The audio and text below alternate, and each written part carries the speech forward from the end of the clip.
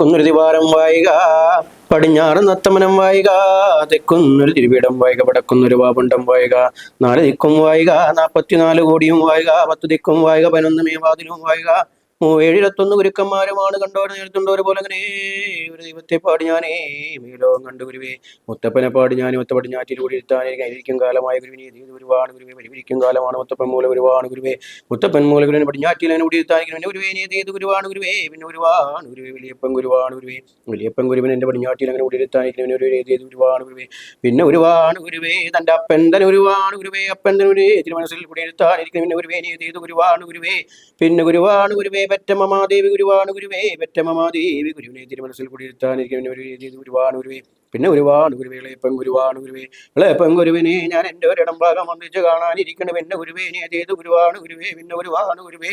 തൻ്റെ ഏട്ടൻ ഗുരുവാണ് ഗുരുവേ, ഏട്ടൻ ഗുരുവിനെ എൻ്റെ ഇടം ഭാഗം വന്നിച്ച് കാണാനിരിക്കണം പിന്നെ ഗുരുവേ. നീ ചെയ്ത് ഗുരുവാണ് ഗുരുവേ, പിന്നെ ഒരുപാട് ഗുരുവേ. ചൊല്ലിത്തന്നോരായ നല്ല ഗുരുവാണ് ഗുരുവേ, ചൊല്ലിത്തന്നോരായ നല്ല ഒരു ഇടം ഭാഗം വന്നിച്ച് കാണാനിരിക്കണം പിന്നെ ഗുരുവേ. നീ ചെയ്ത് ഗുരുവാണ് ഗുരുവേ, പിന്നെ ഒരുപാട് ഗുരുവേ.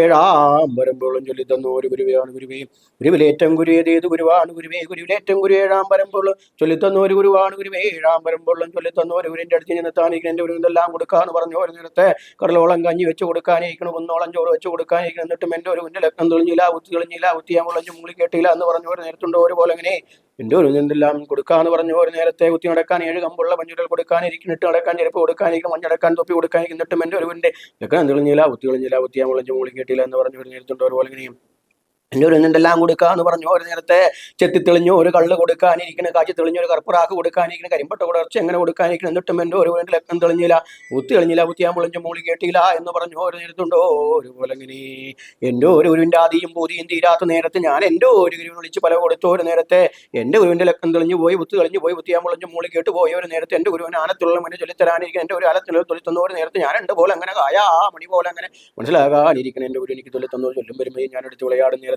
അരി കൊട്ടേന്ന് അരി ചൊരിയും പോലെ ഒരു മുതുവായ കല്ല് പോലെ ഒരു വെട്ടിലെക്കെട്ട് എടുക്കും പോലെ ഒരു വീട്ടിലെക്കെട്ട് എണ്ണും പോലെ ഒരു എൻ്റെ ഒരു എനിക്ക് ചെല്ലുന്ന ചെല്ലും വരുമ്പോൾ ഞാൻ അടുത്ത് വിളയാടും നേരത്ത് പല വെട്ടിലും പോകാതെ പല നാമത്തും പോകാതെ എൻ്റെ ഓടിനോത്തിനൊരുക്കാനേ നമസ്തേ നമസ്തേ. ഓം ജാതി മുത്തം ചാത്തപ്പ ചണ്ടാള മുത്തപ്പ മുത്തന്മാര് മുത്തപ്പ മുത്തോല മുത്തപ്പൻ കൂടെ ഇരിക്കുന്ന 33 ആചാരമായിരിക്കുന്ന ദൈവമൂർത്തികളും വടക്ക് സ്ഥാനമായിരിക്കുന്ന 3 മുത്തപ്പന്മാരും 3 മുത്തച്ഛന്മാരും കൂടി കാത്തു രക്ഷിച്ച് തരാനുള്ളവരെ ഉണ്ടാക്കി തരണേ. വെള്ളാട്ടിൽ വെളുത്തിട്ട് മുല്ലാട്ടിൽ 4 അങ്കരി 5 അങ്കരി 5 വെപ്പന്മാരെ നല്ലച്ച എന്തച്ച പൊന്നച്ച മുത്തച്ഛ മുത്തച്ഛന്മാര് പഠിച്ചുന്ന കരിങ്കുട്ടി പറക്കുട്ടി പൂക്കുട്ടി തീക്കുട്ടി ഒടുക്കുട്ടി ചുട്ടു അമ്മക്കുട്ടി കല്ലോല നല്ലവരും മൂർത്തിവരും വീരവരും ധീരവരും ഭഗവാന്മാരും കള്ളാടി മുത്തം മെന്തലമൊത്തം മുക്കാൻ ചാത്ത അനുഭവംകുട്ടി കുട്ടിച്ചാത്ത ഈശ്വരാ ഉച്ചു വരുന്ന ഈശ്വരാ 10000 പടക്കുതിരയും 6 അയ്യപ്പന്മാരെ 100 ദേവന്മാരെ 6 അയ്യപ്പന്മാരിലും 100 ദേവന്മാരിലും മനം മുറിക്ക് മനം കരുത്ത് ഉണ്ടാക്കി തരണേ. ഉദിപ്പനത്ത് ഉദിപ്പാന്റെ 3 മാമ്പറ്റങ്ങളെങ്കിൽ മാമ്പൊട്ടി പൊളി ചെയ്യപ്പെട്ടണയോ 2 ദേവർപ്പങ്ങളെ ഉദിപ്പനത്തിരുന്ന് തിരുവരം വാങ്ങിച്ച് ഭൂമി ലോകത്ത് വന്ന് കല്ലടിഞ്ഞ കരിമല വടക്ക് ഭാഗം നല്ല ഒരു പാതാളത്തിൽ 5000 കിലോട്ടടിയും പണിത 3000 മല്ലുകൊണ്ട് മോളും കെട്ടി 16 തൂണിൽ കരിങ്കോട്ടയും കെട്ടി മലയോട് പുറഞ്ചാരി നേരവും പടിഞ്ഞാട്ട് കടലിലേക്ക് കാലം ഞെട്ടിക്കുന്ന പൊന്നു മലവാരത്തമ്മേ നിങ്ങൾ പറഞ്ഞ പ്രകാരം അടിയടി വാരത്തൊന്ന് 1 വിളിച്ച് 2 വിളിച്ച് 3 വിളിച്ച് 4 വിളിക്ക് ഇറങ്ങി വന്ന് കൂടുന്ന 4 മേടത്തിൽ ആചാരമായിരിക്കുന്ന ദൈവമൂർത്തികൾ വടക്കത്താനമായിരിക്കുന്ന 3 മുത്തപ്പന്മാരും 3 മുത്തച്ഛന്മാരും കൂടി കാത്തു രക്ഷിച്ചു തരാനുള്ള ഉണ്ടാക്കി തന്നെ വെള്ളാട്ട് വിളിച്ചിട്ട് മുള്ളാട്ട് ഈർക്കാട്ട് മുത്തപ്പ പടിക്ക് പുറത്തുമുത്തപ്പ നെല്ലിക്കുളത്തോണി കോട്ടപ്പുറം ദേവരെ കോരാട്ടിൽ പറ്റമ്മേ അമ്മമാരെ അമ്മായിമാരെ മലവാരം ദൈവങ്ങളെ മലവാരത്തമ്മയ്ക്കാൻ കല്ലടിഞ്ഞ കരിമലയെ മുണ്ടി മൂക്കം ചാത്ത സത്യം കാട്ടി തന്നിരിക്കണം അടികെട്ടിച്ചെലമ്പിനും മുടികെട്ടിച്ചേലയ്ക്കും പറഞ്ഞു ഒരു വാക്ക് കരിഞ്ഞു കരിക്കറ്റും പോരെയും കൂടാതെ തിരുമലവാരം വന്നിരിക്കണം മുത്തപ്പന്മാരെ ചത്തു മണ്ണടിഞ്ഞ ഗുരു കാരണം അമ്മാരെ കരിനീലി അമ്മേ മുത്തിവെറ്റ കാക്കത്തുള്ള 1000 കുട്ടി ചാത്തന്മാരെ സകല വിമാന മക്കൾ അടിയും വന്ന് വിളിക്കുന്ന നേരം വെളിപ്പുറത്തെത്തി വിളിച്ചു ഒരു കാര്യത്തിന് തീർച്ചയായി ഉണ്ടാക്കി തിരണ അടിനെ ആശ്രയിച്ചു അവരും കർമ്മത്തിൻ്റെ ഒന്നമ്മേ തമ്പുരാട്ടി നമോ നമ ചണ്ടാളരൂപായ പാരിതിൽ കാണായതൊക്കെ പെറ്റിട്ടൊരു പ്രകൃതിയാം മാതാവേ അമ്മതൻ മക്കളെല്ലാം ഒന്നായിരിപ്പൊരു കുടുംബമല്ലയോ മാതൃകുലം. മാതൃകുലത്തിലിരിപ്പവർ നിത്യവും കോട്ടമില്ലാതാചരിപ്പൊരു ധർമ്മം സംരക്ഷിപ്പാനായിരിപ്പൊരു മൂലസ്ഥാനത്തെ നിത്യവും ഞങ്ങൾ സ്മരിക്കുന്നേൻ. ഓം ഗുരോർമാതാ ഗുരോർപിതാ ഗുരോർദേവോ മഹേശ്വര ഗുരു സാക്ഷാത് പരം തത്വം തസ്മൈ ശ്രീ ഗുരവേ നമഃ. കലികാല ദുരിതം തീർക്കാൻ കൈലാസഗിരിയിൽ നിന്നും കേരളക്കരയിൽ വന്ന പതിരിച്ച ചാത്തൻ കാളിനീലിപുത്രൻ ചണ്ടാള മുത്തപ്പന്റെ തൃക്കാൽക്കൽ വീണ് നിത്യം അവോളം വന്ദിക്കുന്നേ. ആദ്യമുത്ത സമാരംഭം ചണ്ടാളമുത്ത മധ്യവസ്മുത പരമ്പര. നമസ്തേ. കണ്ണു തുറന്നപ്പോഴത്തേനും 1-2 ആൾക്കാരൊക്കെ അധികം ഉണ്ട്. സന്തോഷം. 3 ആളുണ്ട്. സന്തോഷം. അപ്പൊ നമ്മള് എല്ലാവർക്കും എന്നെ അറിയാൻ എനിക്കറിയില്ല. നമ്മൾ വരുന്നത് തൃശ്ശൂരിൽ നിന്നാണ്. തൃശ്ശൂരിൽ നിന്നാണ്. സ്വദേശം മലപ്പുറം ജില്ലയിലാണ് നമ്മൾ ജനിച്ചത്. ശരിക്കും സ്ഥലം പറയാ പെരിന്തൽമണ്ണ താലൂക്കിൽ ഏലംകുളം പഞ്ചായത്ത്.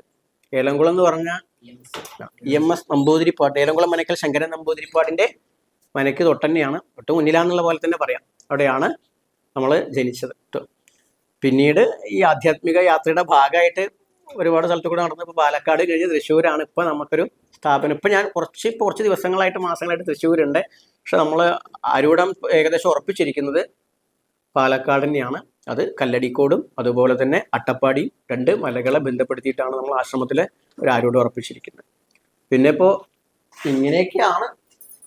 ഇതുമല്ല, ഇങ്ങനെയൊന്നുമല്ല, ഒരുപാട് രൂപങ്ങളുണ്ട്. എന്താ വെച്ചാൽ രൂപവും ഭാവവും ഒന്നുമല്ല ആധ്യാത്മികത എന്ന് പറയുകയാണ്. ഇപ്പൊ ഞാനിരിക്കുന്നത് ഇങ്ങനെയാണ്. അതിന് കാരണം എന്താ വെച്ചാൽ അംബേദ്കർ കോട്ടിട്ട് തന്നെയാണ് അതിന് കാരണം.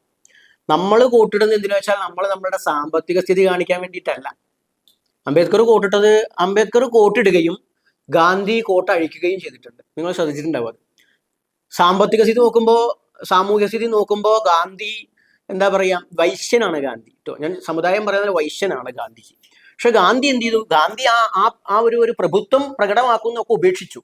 എന്നാൽ ഒട്ടും ധനസ്ഥിതി ഇല്ല അംബേദ്കർക്ക്. വിദ്യാഭ്യാസത്തിൽ ഇവരെക്കാൾക്കൊക്കെ മികച്ചതാണ്. പക്ഷെ എന്നാൽ കോട്ടിട്ട് എന്താ വെച്ചാൽ സ്വന്തം ജനതയോട് പറയുകയാണ്, നമ്മൾ കുറച്ച് മുന്നോട്ട് വരണം, നമ്മൾ മാറണം. അപ്പൊ ഞാൻ എന്താ വെച്ചാൽ മാല വേണ്ട, കുറി വേണ്ട എന്ന് ഞാൻ പറയുന്നില്ല.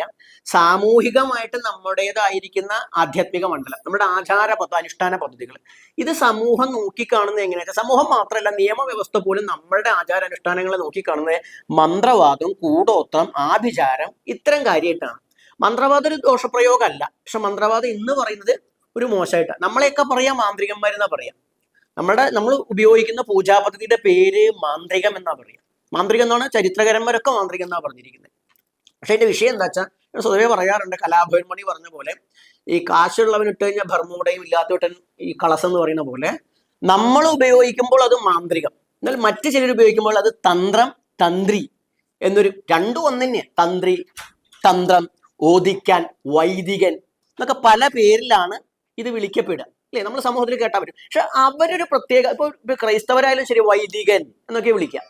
ഇനിയിപ്പം മുസ്ലിങ്ങളായി കഴിഞ്ഞാൽ ഉസ്താദ്, അതുപോലെ തന്നെ എന്താ പറയാ മൊല്ലാക്ക അല്ലെ, പല പല പേര്, ദാരിമി എന്നൊക്കെ ഒരുപാട് വകഭേദങ്ങൾ അവരുടെ ഉണ്ട്. പക്ഷെ അവരെയൊക്കെ വൈദികം, അവരുടെ സമ്പ്രദായത്തിൽ ഒതുങ്ങി അവരവരുടെ വിശ്വാസങ്ങൾ ഫോളോ ചെയ്യുന്ന ആചാര്യന്മാർക്കൊക്കെ മറ്റൊരു രീതിയിൽ അവരെ കാണുകയും, എന്നാൽ പരമ്പരാഗതമായിട്ട് നമ്മുടെ ആചാര അനുഷ്ഠാന വിശ്വാസ പദ്ധതികൾ ഫോളോ ചെയ്യുന്ന, അതിനെ പിന്തുടരുന്നതിനെ പ്രചരിപ്പിക്കുന്ന ആചാര്യന്മാരെ എന്തോ രണ്ടാം കടയായിട്ട് കാണുന്ന ഒരു സംവിധാനം ഇന്ന് തുടങ്ങിയതല്ല.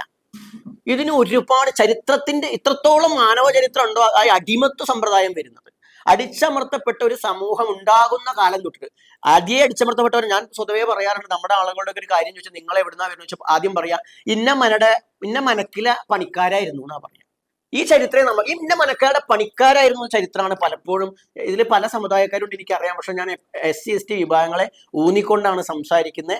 അപ്പൊ അത് ഒരിക്കലും മറ്റേതെങ്കിലും സമുദായം ഉണ്ടെങ്കിൽ അവർ വിഷമിച്ചിട്ട് കാര്യമില്ല. അവരുടെ സന്ദർഭം ഞാൻ തന്ത്രം ചെയ്യുന്ന ഒരാളാണ്. അവിടെ എനിക്ക് തന്ത്രമുള്ളത് എല്ലാ സമുദായങ്ങളിലും എനിക്ക് തന്ത്രം ഉള്ളതാണ്. അപ്പൊ അവിടെ ചെല്ലുമ്പോൾ ആശാരിയുടെ വീട്ടിൽ ചെല്ലുമ്പോൾ ഞാൻ പറയാം ഞാൻ ആശാരിയാണെന്ന് പറയാം. അവരോട് തെറ്റിദ്ധരിപ്പിച്ചിട്ടല്ല, അവർക്കറിയാം എന്നെ ആശാരിയായിട്ട് മനസ്സിലായിട്ട് ആശാരിമാരെ കാര്യം അവരോട് പറയാണ്. നായരുടെ വീട്ടിൽ ചെല്ലുമ്പോൾ നായരുടെ കാര്യം പറയാണ്. പക്ഷെ ഇവിടെ നമ്മൾ ഒന്നിച്ചിരിക്കുന്നത് SC ST വിഭാഗങ്ങളുടെ പാരമ്പര്യ അവകാശങ്ങൾ ആധ്യാത്മിക മണ്ഡലത്തിൽ ഊന്നിക്കൊണ്ട് നമുക്ക് എങ്ങനെ ഇതിനെയൊക്കെ പ്രചരിപ്പിച്ചുകൊണ്ടും നിലനിർത്തിക്കൊണ്ടും നമുക്ക് സ്വത്വത്തിൽ മുന്നേറാം എന്നതാണ് നമ്മുടെ സബ്ജക്ട്. അതുകൊണ്ടാണ് അതിൽ ഊന്നി സംസാരിക്കുന്നത്. അപ്പൊ അവിടെ എന്താ വെച്ചാൽ നമ്മളുടെ ഈ ആചാരങ്ങൾ, അനുഷ്ഠാനങ്ങൾക്ക് ഈ അടിമത്വം ഈ പറയുന്നതിന് കാരണം വെച്ചാൽ നമ്മുടെ ചരിത്രം പറഞ്ഞ് ഇന്ന മനക്കിലെ ഇന്ന പണിക്കാരാണെന്ന് പറയുമ്പോൾ അത് തന്നെ മാറ്റം വരണം. ഒന്ന്, നമ്മുടെ ആളുകൾ ഒരിക്കലും തന്നെ പരശുരാമ കേരളമാണ് ഇതെന്ന് പറയരുത്. ഇത് ഹൈന്ദവ സംഘടനകളുമായി ബന്ധപ്പെട്ട് നിൽക്കുന്ന ആളുകളോട് എനിക്ക് അങ്ങനെയൊക്കെ പറയാനുള്ളതാണ്. അങ്ങനെ ഒരു കാര്യം പറഞ്ഞാൽ അപ്പം എണീച്ചെന്ന് നിഷേധിക്കണം. അത് നിഷേധിക്കണം. കാരണം അത് നിഷേധിക്കാൻ പറഞ്ഞാൽ അത് പരശുരാമൻ മഴുവെറിഞ്ഞുള്ള കേരളമാണെന്ന് പറഞ്ഞാൽ നമ്മൾ അവിടുത്തെ അടിമകളാണെന്ന് പറയുക. പരശുരാമൻ മഴുവെറിയുന്നതിന് മുമ്പേ ഇവിടെ കേരളം ഉണ്ടെന്ന് നമ്മുടെ വാക്കല്ല. ചട്ടമ്പി സ്വാമികള് ഒരു ബ്രാഹ്മണ സമുദായത്തിൽപ്പെട്ട ഒരാൾക്ക് ഒരു നായർ സ്ത്രീയിൽ ജനിച്ച ആളാണ് ചട്ടമ്പി സ്വാമികൾ. ഇനിയിപ്പോ നമ്മള് ഈ ജനറൽ കാസ്റ്റിനെ എടുക്കാം. ചട്ടമ്പി സ്വാമികൾ തന്നെ വളരെ വ്യക്തമായി പറഞ്ഞിട്ടുണ്ട് അങ്ങനത്തെ സംഭവം നടന്നിട്ടില്ല. കേരളോൽപ്പത്തി എന്ന ഗ്രന്ഥം ബ്രാഹ്മണ തട്ടിക്കൂട്ടി ഉണ്ടാക്കിയതാണ്. ബ്രാഹ്മണ വിരോധമല്ല ഞാൻ പറയുന്നത്, ചരിത്രമാണ് പറയുന്നത്. ബ്രാഹ്മണോട് വിരോധം വേണ്ടെന്നാണ് ഞാൻ പറയുന്നത്. കടയിലൊന്നും കാര്യമില്ല. നമ്മൾ ഇന്നലെ കഴിഞ്ഞ കാര്യങ്ങൾ പറഞ്ഞിട്ടൊരു കാര്യമില്ല. നമ്മൾ മുന്നോട്ടാണ് പോകേണ്ടത്, പുറകോട്ടല്ല. അപ്പൊ അവിടെ എന്താ വെച്ചാൽ ഈ പരശുരാമ കേരളം എന്നുള്ള ചരിത്രം ആയി നിർത്തണം. പരശുരാമന്റേതല്ല. ഇവിടെ വന്നിട്ടുള്ള പല സഞ്ചാരികളും എഴുതി വെച്ചിട്ടുണ്ട്. BBC 306 കേരളം സഞ്ചരിച്ച മെഗസ്തീനീസ് ഒക്കെ വളരെ വ്യക്തമായിട്ടുണ്ട് ഇത് ചേരനാടായിരുന്നു എന്ന് പറയുന്നത്. ചേരനാട് എന്ന് പറഞ്ഞാൽ ഈ ചെറുമ പുലയ ഇപ്പൊ നിങ്ങൾ ഈ പറഞ്ഞ സമുദായങ്ങളൊക്കെ ഇതൊക്കെ പാടെ ചേർന്ന ആദിമ സമൂഹ വ്യവസ്ഥ. ആ സമൂഹമായിരുന്നു ഈ നാട്ടിൽ ഉണ്ടായിരുന്നത് വളരെ വ്യക്തമാണ്. പിന്നീട് ഇതിൽ നിന്ന് പല രീതിയിൽ മാറി വന്നവരും കയറി വന്നവരൊക്കെ ഉണ്ടായിരിക്കും. അവരൊന്നും ആധാർ കാർഡൊന്നും നമുക്ക് കാണണ്ട. എന്തായാലും നമ്മൾ ഇവിടുത്തെ പാരമ്പര്യ അവകാശികളാണ് എന്നുള്ളതുകൊണ്ട് തന്നെ ഈ SC ST വിഭാഗങ്ങളെ അതെച്ചാൽ ഭരണഘടനാപരമായിട്ടാണ് നമ്മൾ ഏകദേശം 50 കാലഘട്ടത്തിന് ശേഷമാണ് ഷെഡ്യൂൾ കാസ്റ്റ് ഷെഡ്യൂൾ ട്രൈബ് എന്ന് പറഞ്ഞിട്ടുള്ള വ്യവസ്ഥ. ഷെഡ്യൂൾ ഉണ്ടാവുന്ന 50 ശേഷമാണ്. അപ്പൊ ആ ഷെഡ്യൂളിന്റെ ഭാഗമായിക്കൊണ്ട് SC ST എന്ന് വിളിക്കുകയാണ്. എന്നിരുന്നാൽ പോലും ഈ ജനത മഹാനായ അംബേദ്കർ പറയുന്നുണ്ട് നമ്മൾ ഹിന്ദു ആകുമ്പോഴും, അംബേദ്കർ ഹിന്ദുവായി ജനിച്ചു ഹിന്ദുവായി മരിക്കുന്നില്ല എന്ന് പറയുമ്പോഴും ഭരണഘടനാപരമായിട്ട് നമ്മളെ ഇന്ന് വിളിക്കുന്നത് നമ്മൾ ഹിന്ദു മതത്തിന്റെ അകത്താണ് വരുന്നത്. ഇന്ന് എന്ന് പറയാൻ കാരണം 18ാം നൂറ്റാണ്ടിലേക്ക് നടന്ന സെൻസസിലൊന്നും തന്നെ നമ്മളെ ഹിന്ദുവായിട്ട് ഉൾപ്പെടുത്തിയിട്ടില്ല. വൈദിക ബ്രാഹ്മണ മതം പിൻപറ്റുന്നവരെ മാത്രമാണ് ഹിന്ദുവായിട്ട് സെൻസസിൽ ഉൾപ്പെടുത്തി. ഞാൻ ഭക്തി മാത്രമല്ല പറയുന്നത്, ഭക്തി കൊണ്ട് മാത്രം നമുക്ക് മുന്നേറാൻ കഴിയില്ല. ചരിത്രത്തിൽ ഊന്നിക്കൊണ്ട് സ്വത്വത്തെ മനസ്സിലായിക്കൊണ്ട് മാത്രമേ നമുക്ക് ആധ്യാത്മികമായി മുന്നേറാനുള്ളത്. ഇപ്പോഴത്തെ സാമൂഹിക സ്ഥിതി വെച്ചിട്ടും നമ്മൾ ഒരുപാട് പുറകിൽ നിൽക്കുന്നതിന് കാരണം നമുക്ക് നമ്മളാരാന്നറിയില്ല. നമ്മൾ പോകുന്നവന്റെ ഒക്കെ പോവുകയാണ്. നമ്മൾ കുറെ മതം മാറി നോക്കും. ആ നവോത്ഥാന കാലഘട്ടത്തിൽ നമുക്ക് അറിയാൻ പറ്റുന്നില്ല. കാലഘട്ടത്തിൽ നമ്മൾ കുറെ ആൾക്കാർ ക്രിസ്ത്യാനിയായി നോക്കി, കുറെ ആൾക്കാർ മാപ്പിളയായി നോക്കി, എന്തൊക്കെയായി. ബുദ്ധമതത്തിൽ തന്നെ അംബേദ്കർ 11 ലക്ഷം പേരാണ് അവിടെ പോയിട്ട് 10 ലക്ഷം കൊണ്ട് പോയത്. അംബേദ്കർ മാത്രമാണ് അവിടെ സ്വീകാര്യനായത്. ബാക്കിയുള്ളവരുടെ കഥ കണ്ടവരില്ല. അപ്പൊ നമ്മൾ എത്ര മതം മാറിയാലും ഞാൻ പറഞ്ഞു, നിങ്ങൾ നമ്പൂതിരി ആയാൽ പോലും ഇപ്പോഴത്തെ ഓഫറാണ് കർമ്മബ്രാഹ്മണ്യം അല്ലെ? ഓഫറാണ് ഹിന്ദുക്കൾ ഓഫർ ചെയ്ത്, വൈദിക് ഹിന്ദുക്കൾ ഓഫർ ചെയ്യുന്നതാണ് കർമ്മബ്രാഹ്മണ്യം. കർമ്മബ്രാഹ്മണ്യത്തേക്ക് നിങ്ങൾ പോയാലും നിങ്ങൾ കർമ്മബ്രാഹ്മണ്യത്തിൽ വിട്ടു തന്നെ നിർത്തപ്പെടുന്നതിന് ഏറ്റവും വലിയ തെളിവ് ഞാൻ തന്നെയാണ്. അതാണ് ഞാൻ പറയുന്നത്. എന്നെ സ്വയം എന്ന് പറയുമ്പോൾ ഞാൻ കേരളത്തിലെ ദേവസ്വം ബോർഡുകൾ അംഗീകരിക്കുന്ന നമ്മുടെ സമുദായത്തിലുള്ള ഒരേ ഒരു വ്യക്തിയാണ്. ജന്മഭൂമിയൊക്കെ റിപ്പോർട്ട് ചെയ്ത പ്രകാരം ഇന്ത്യയിൽ തന്നെ ദേവസ്വം ബോർഡ് സംവിധാനം അംഗീകരിക്കുന്ന ഒരേ ഒരു ആചാര്യൻ ഞാൻ മാത്രമേ ഉള്ളൂ നമ്മുടെ സമുദായത്തിൽ. അപ്പൊ ഇത് എന്റെ നേട്ടമല്ല, നമ്മുടെ നേട്ടം. ഇത് പോരാടി നേടി, നമുക്ക് ആരും വെച്ച് കിട്ടിയതല്ല. നമ്മളെ ഒരു സ്ഥലത്ത് ഇപ്പോഴും നമ്മൾ ഇരിക്കുമ്പോൾ നമ്മൾ വിചാരിക്കില്ല നമുക്ക് ഇതൊക്കെ മാറ്റം വരും. ഇല്ല, മാറ്റം നമ്മൾ പോരാടി നേടണം. മറ്റേത് അവർ അവകാശം. ഇപ്പൊ അമ്പലം കയറ്റിയതാരാ? രാമ നിന്നെ അമ്പലം കയറ്റിയതാരാ? ഞങ്ങളാ. രാമ നിന്നെ പാടത്ത് കയറ്റിയതാരാ? ഞങ്ങളാ. ഇത് എല്ലാവരുടെയും അവകാശം. കക്ഷി രാഷ്ട്രീയത്തിന്റെ പേര് പറയുന്നില്ല. എല്ലാവരും പറയും ഞങ്ങളാണ്, നിങ്ങളെ ബ്രാഹ്മണനാക്കിയത് ഞങ്ങളാണ്, നിങ്ങൾ അമ്പലം കയറ്റിയത് ഞങ്ങളാണ്. ഇത് അവകാശവാദം പറയുന്നതോട് നമ്മൾ ഔദാര്യത്തിന് നിൽക്കരുത്. നമ്മൾ പോരാടി നേടണം. അത് അവകാശം. എന്റെ അവകാശത്തിൽ കേരളത്തിൽ ഒരു സംഘടനകളും എന്നെ തന്ത്രിയായിട്ട് പറയും നിങ്ങൾ കേൾക്കില്ല. രാകേഷ് തന്ത്രിയുടെ പേര് മാത്രമേ പറയൂ. രാകേഷ് തന്ത്രി ഈഴവ സമുദായത്തിലുള്ളതാണ്. അദ്ദേഹത്തിന്റെ പേര് പറയും. അദ്ദേഹത്തെ ഞങ്ങളെ പഠിപ്പിച്ച ഹിന്ദു സംഘടനകളൊക്കെ പറയും. എന്റെ പേര് ഇതുവരെ ഒരു ഹൈന്ദവ സംഘടനകളും പറഞ്ഞ് നിങ്ങൾ കേൾക്കില്ല. കാരണം വെച്ചാൽ ഞാൻ പോരാടി നേടിയതാണ്. എന്റെ ജനതയ്ക്ക് വേണ്ടിയിട്ട്. എനിക്ക് എന്റെ ആവശ്യത്തിനല്ല, എനിക്ക് പകരം വെക്കാൻ ആളില്ലാത്തതുകൊണ്ടാണ് കേട്ടോ. എനിക്ക് എപ്പോഴും ഒരാളെ കിട്ടിയാൽ അയാളെ മുന്നോട്ട് വയ്ക്കും. അപ്പൊ പോരാടി നേടുന്നതിന് വേണ്ടി നമ്മുടെ അവകാശം വെച്ചാൽ ദേവസ്വം ബോർഡ് സംവിധാനത്തിൽ ഭരണഘടനാപരമായിട്ട് നമുക്ക് 10% സംവരണം ദേവസ്വം ബോർഡ് മേഖലയോടെ കിടക്കുകയാണ്. ദേവസ്വം റിക്രൂട്ട്മെന്റ് ബോർഡിന്റെ ഇപ്പോഴത്തെ ചെയർമാന് മോഹൻദാസ് സാർ വിളിച്ചു പറഞ്ഞെന്ന് വെച്ചാല് 30% സീറ്റ് ഒഴിവുണ്ട്. അത് ഫില്ല് ചെയ്യണ സമയത്ത് SC ST വിഭാഗത്തിൽ നിന്ന് ആളുകളെ കൊടുക്കാൻ ബാബാജിയെ പോലെ പ്രവർത്തിക്കണം. നമ്മൾ പ്രവർത്തിച്ചിട്ട് കാര്യമില്ല, പഠിക്കാൻ നമ്മുടെ ആളുകളില്ല. നമ്മൾ പഠിക്കാൻ. അപ്പൊ പറയും എന്താണ്, നമ്മൾ ഇതിനെ ബ്രാഹ്മണരാകണോ ചോദിക്കും. ഈ ക്ഷേത്രങ്ങളിൽ നടക്കുന്ന പൂജയൊക്കെ ഈ ബ്രാഹ്മണ പൂജയാണ്. അപ്പൊ അവിടെ ബ്രാഹ്മണനാവുക എന്നുള്ളത് ചില ഹൈന്ദവ സംഘടന കാഴ്ചപ്പാടാണ്. കർമ്മബ്രാഹ്മണ്യം പറയുന്നത് അത് നമ്മുടെ സ്വത്വത്തെ നശിപ്പിക്കുകയാണ്. നമ്മളെ സ്വത്വത്തെ നശിപ്പിക്കുന്നത് സ്വന്തം അച്ഛനാണെങ്കിലും സ്വത്വത്തെ നശിപ്പിക്കുമ്പോൾ അത് തെറ്റാണെന്ന് പറയണം. കാരണം സ്വത്വമില്ലാതായാൽ മറ്റൊന്നുമില്ല. നമ്മുടെ സ്വത്വമാണ്. ഇപ്പൊ നമ്മൾ പറയുമ്പോൾ പൊലേര പറയല എന്നൊക്കെ പറയും. എന്തുകൊണ്ടാ പറയുന്നത്? നമ്മൾ പറയല ജാതി വ്യവസ്ഥയാണ്, തെറ്റാണ്. ചില സന്യാസിമാരെ പറയും ജാതി വ്യവസ്ഥ തെറ്റാണ്, വർണ്ണ വ്യവസ്ഥ ശ്രേഷ്ഠമാണ്, വർണ്ണം വരിക്കപ്പെടുന്നതാണ്, ജാതി അങ്ങനെയല്ല. ഇതിന് കാരണം എന്താ വെച്ചാൽ ജാതി ഇല്ലാണ്ടായാൽ വർണ്ണവ്യവസ്ഥ ഉണ്ടാവുകയും വൈദിക മേൽക്കോയ്മ സിദ്ധാന്തം. അപ്പൊ നമ്മൾ പറയാം ബ്രാഹ്മണൻ, ക്ഷത്രിയൻ, വൈശ്യൻ, ശൂദ്രൻ 4 വർണ്ണങ്ങളെ ഉള്ളൂ എന്നാ മനു പറയുന്നത്. പിന്നെ അതിനുശേഷം 5ാമത്തെ വർണ്ണം വേദം പറയുന്നുണ്ട്, നിഷാദർ എന്നാ പറയും. എന്നാലും അത് കളഞ്ഞ് അതും കൂടി ശേഷം 4 പറയുമ്പോൾ ഈ 4 വർണ്ണവ്യവസ്ഥ വരുന്നതോടെ എന്തായി? ഇത് വൈദിക പാരമ്പര്യത്തിന്റെ ഉള്ളിലേക്ക് ഈ വ്യവസ്ഥ ഒതുക്കപ്പെടും. അപ്പൊ ഇത് ശ്രേണീകൃതമാണ്. ഇപ്പൊ ഈ പറയുന്ന പോലെ തന്നെ ഇദ്ദേഹത്തിന് ഇപ്പോ കർമ്മബ്രാഹ്മണനാകാമെങ്കിൽ ഞാൻ എപ്പോഴും ചോദിക്കുന്ന ചോദ്യമാണ്, അദ്ദേഹത്തിന്റെ മകനും അച്ഛനും എന്താവും? ശൂദ്രനാവും. അപ്പൊ അദ്ദേഹം ശ്രേഷ്ഠനും മക്കൾ ശൂദ്രൻ മോശം എന്ന് പറയുന്നില്ലല്ലോ, പറഞ്ഞാൽ തെറ്റാണ്. മോശമല്ലെങ്കിൽ ശൂദ്രൻ ബ്രാഹ്മണനാകേണ്ടതില്ല. ഉണ്ടോ? ശൂദ്രൻ മോശക്കാരൻ അല്ലെങ്കിൽ ബ്രാഹ്മണനാകണം. പക്ഷെ ഇവിടെ ബ്രാഹ്മണനാകണം എന്ന് പറയുമ്പോൾ ബ്രാഹ്മണൻ ആക്കുന്നുണ്ടോ? ഇല്ല. ഇപ്പൊ ശബരിമല ക്ഷേത്രത്തിൽ പോലും ഒരു മേൽശാന്തി ആവാൻ വേണ്ടി ഒരു വിഷ്ണു ശർമ്മൻ എന്ന് പറയുന്ന ഒരു ഈഴവ സമുദായത്തിലൊരു പയ്യൻ വർഷങ്ങളായിട്ട് പോരാടാം. ഒരു ആചാര സംരക്ഷണ സമരം നടക്കുന്നില്ല, ആരും പ്രതിഷേധം സംഘടിപ്പിക്കുന്നില്ല, ആർക്കും മുളക് പൊടി എറിയണ്ട, ഒന്നും. തടയുന്നവനെ ചോദ്യം ചെയ്യണ്ടേ? ആരാ തടയുന്നത്? ദേവസ്വം ബോർഡാണെന്ന് പറയും. ദേവസ്വം ബോർഡാണെങ്കിൽ മറ്റു വിഷയങ്ങളിൽ ദേവസ്വം ബോർഡിനെ ചോദ്യം ചെയ്യുന്നത് പോലെ എന്തുകൊണ്ട് ഈഴവനെയോ പുലയനെയോ പറയനെയോ വേട്ടുവനെയോ പാവലിനെയോ ആരെങ്കിലും കേട്ടുന്നില്ലെങ്കിൽ സമരം വേണ്ടേ? പക്ഷെ സമരം ഉണ്ടാകും. എന്താണ്? അത്തരം സമരങ്ങൾ എപ്പോഴും ഒരു പ്രത്യേക കാറ്റഗറിയുള്ള ഹിന്ദുക്കൾക്ക് വേണ്ടി മാത്രം നീക്കി വെച്ചിരിക്കുകയാണ്. അതിന്റെ ആ സമുദായങ്ങളൊക്കെയല്ല ഞാൻ പറയുന്നത്, അവർക്കൊക്കെ വേണ്ടിയിട്ട്. അവിടെയാണ് ദേവസ്വം ബോർഡിൽ 30% സീറ്റ് ഒഴിഞ്ഞു കിടക്കുകയാണ്. ഇപ്പോൾ ഇതിന് ഒഫീഷ്യൽ ആയിട്ടുള്ള ജോലിയൊക്കെ ചെയ്യുന്നത് നമ്മൾ സോക്കോൾഡ് സവർണ എന്ന് വിളിക്കുന്ന നായരത്യാദി കമ്മ്യൂണിറ്റിപ്പെട്ട ആളുകൾ. തന്നെ അറിയാം, സ്വർണ്ണ കേസിലൊക്കെ പിടിക്കപ്പെട്ടത് നമുക്ക് അറിയാൻ പറ്റും. ഈ മുരാരി ബാബു NSSുമായി ബന്ധപ്പെട്ട്. NSS ഒന്നും ഉണ്ടെങ്കിൽ വിഷമിക്കരുത് കേട്ടോ. ഞാൻ ആദ്യം പറയുകയാണ്, നിങ്ങൾ അങ്ങനത്തെ ഒരു ചിന്തയ്ക്ക് പോകരുത്. ഞാൻ അവസാനം എൻ്റെ കൺക്ലൂഷൻ കേട്ടിട്ട് വേണം പോകാൻ. ഇടയിൽ വെച്ച് കേട്ട് കഴിഞ്ഞാൽ എൻ്റെ എന്ത് സ്പീച്ച് ഇടയിൽ വെച്ച് കേട്ടാലും ജാതിയാണ് പറയുന്നത് തോന്നും. അവസാനം വരെ കേട്ടാലേ കാര്യം മനസ്സിലാവുള്ളൂ. അപ്പൊ എന്ന് വെച്ചാൽ ഈ ഒരു രീതി ദേവസ്വം ബോർഡിൽ ഉണ്ടാവുമ്പോൾ ഇത് മാറണമെങ്കിൽ എന്ത് വേണം? ഇപ്പൊ തന്നെ ശബരിമലയിൽ നിങ്ങളൊക്കെ പോയിട്ടുണ്ടായിരിക്കും. അവിടെ അയ്യപ്പനും മാളികപ്പുറത്ത് അമ്മ ഇനിയിപ്പോ ഇവര് ദൈവമായിട്ട് എടുത്തു എന്ന് കരുതാം. അതിന്റെ ചുറ്റുപുറം മലമൂർത്തികളുണ്ട്, അതുപോലെ തന്നെ കടുത്തസ്വാമിയുണ്ട്, കൊച്ചുകടത്തിന് ഒരുപാട് മലദൈവങ്ങളും നമ്മളുടെ പാരമ്പര്യ ക്രമത്തിലുള്ള ദേവി ദേവന്മാരുണ്ട്, അല്ലെ, മൂർത്തികളുണ്ട്. അതിന്റെ പൂജയെ കുറിച്ച് ഞാൻ ചോദിച്ചോ പറഞ്ഞാൽ അത് തന്ത്രിയാണ് ചെയ്യുന്നതെന്നാ പറഞ്ഞത്, കണ്ഠരാ ചെയ്യുന്നതെന്നാ പറഞ്ഞത്. കണ്ഠര് ചെയ്യുമ്പോൾ എങ്ങനെ കണ്ഠർക്ക് ചെയ്യാൻ പറ്റും? കണ്ഠരിന്റെ പൂജാ പദ്ധതിയിലുണ്ടോ? ഇവരുടെ ബ്രാഹ്മണ പൂജാ പദ്ധതിയിൽ ഏകദേശം തന്ത്ര സംശയം പറയുകയാണെങ്കിൽ അവിടെ ശിവൻ, വിഷ്ണു, ശങ്കരനാരായണൻ, ദുർഗ, അതുപോലെ തന്നെ കാളി, പിന്നെ ശാസ്താവ്, എണ്ണം വിട്ടിച്ചോ വിട്ടോളൂ, എന്തായാലും ശരി 6-7 മൂർത്തികളേ ഉള്ളൂ. ആ 6-7 മൂർത്തികൾ കഴിഞ്ഞ ശേഷ സമുച്ചയത്തേക്ക് കടന്നാലും തന്നെ ഇതുമായി ബന്ധപ്പെട്ട് ഗോശാലകൃഷ്ണനെ പോലെയും അല്ലെങ്കിൽ ഈ സപ്തമാതൃകളെ പോലെയും ഇതുപോലെയുള്ള കുറച്ച് ദേവതകളുടെ കാര്യമാണ് ശേഷ സമുച്ചയം എന്ന് പറഞ്ഞ 2 ഗ്രന്ഥങ്ങളിൽ പറയുന്നത്.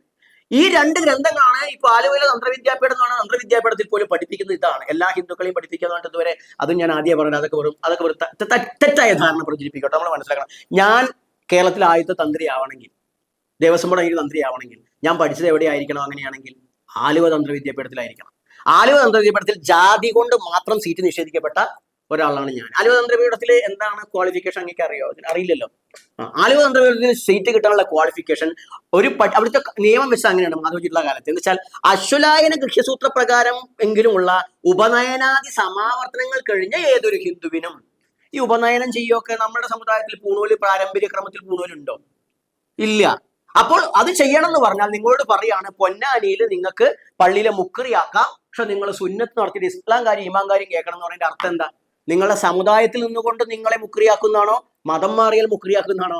മതം മാറിയാൽ. ഞാൻ പറഞ്ഞതിന് എതിർപ്പുണ്ടെങ്കിൽ എണീറ്റെന്ന് പറഞ്ഞിട്ടോ. ഞാൻ പറയുന്നത് നിങ്ങൾ കേൾക്കുന്ന ആളാവേ, അതെനിക്ക് ഇഷ്ടമല്ല. ഞാൻ എപ്പോഴും ചോദ്യം ചെയ്യപ്പെടണം എന്ന് പറഞ്ഞ ആളാണ്. ചോദ്യം ചെയ്യൽ സഭ്യമായിരിക്കണം എന്നൊരു കാര്യമുണ്ട്. ചോദിക്കാനായിട്ട് ചോദിക്കരുത്, അറിയാനായിട്ട്. അപ്പൊ അവിടെയാണ് ഈ ബ്രാഹ്മണ ആചാരങ്ങൾ പിൻപറ്റിയാൽ നിങ്ങൾക്ക് തന്ത്രം പഠിക്കാം. എന്നാൽ തന്ത്രത്തിൽ പൂണോലല്ല അധികാരം. ഇപ്പൊ നിങ്ങളൊക്കെ ഈ ഇരിക്കുന്ന ഏത് സമുദായമാവട്ടെ, ഹിന്ദു സമൂഹത്തിലെ ആൾക്കാരെ എനിക്കറിയാം, നിങ്ങൾ എല്ലാവരും തന്ത്രപാരമ്പര്യമുള്ളവരാണ്. ഇതിൽ എന്തെങ്കിലും നമ്പൂതിരി ഉണ്ടാവില്ല എൻ്റെ ഒരു ബോധ്യമാണ്.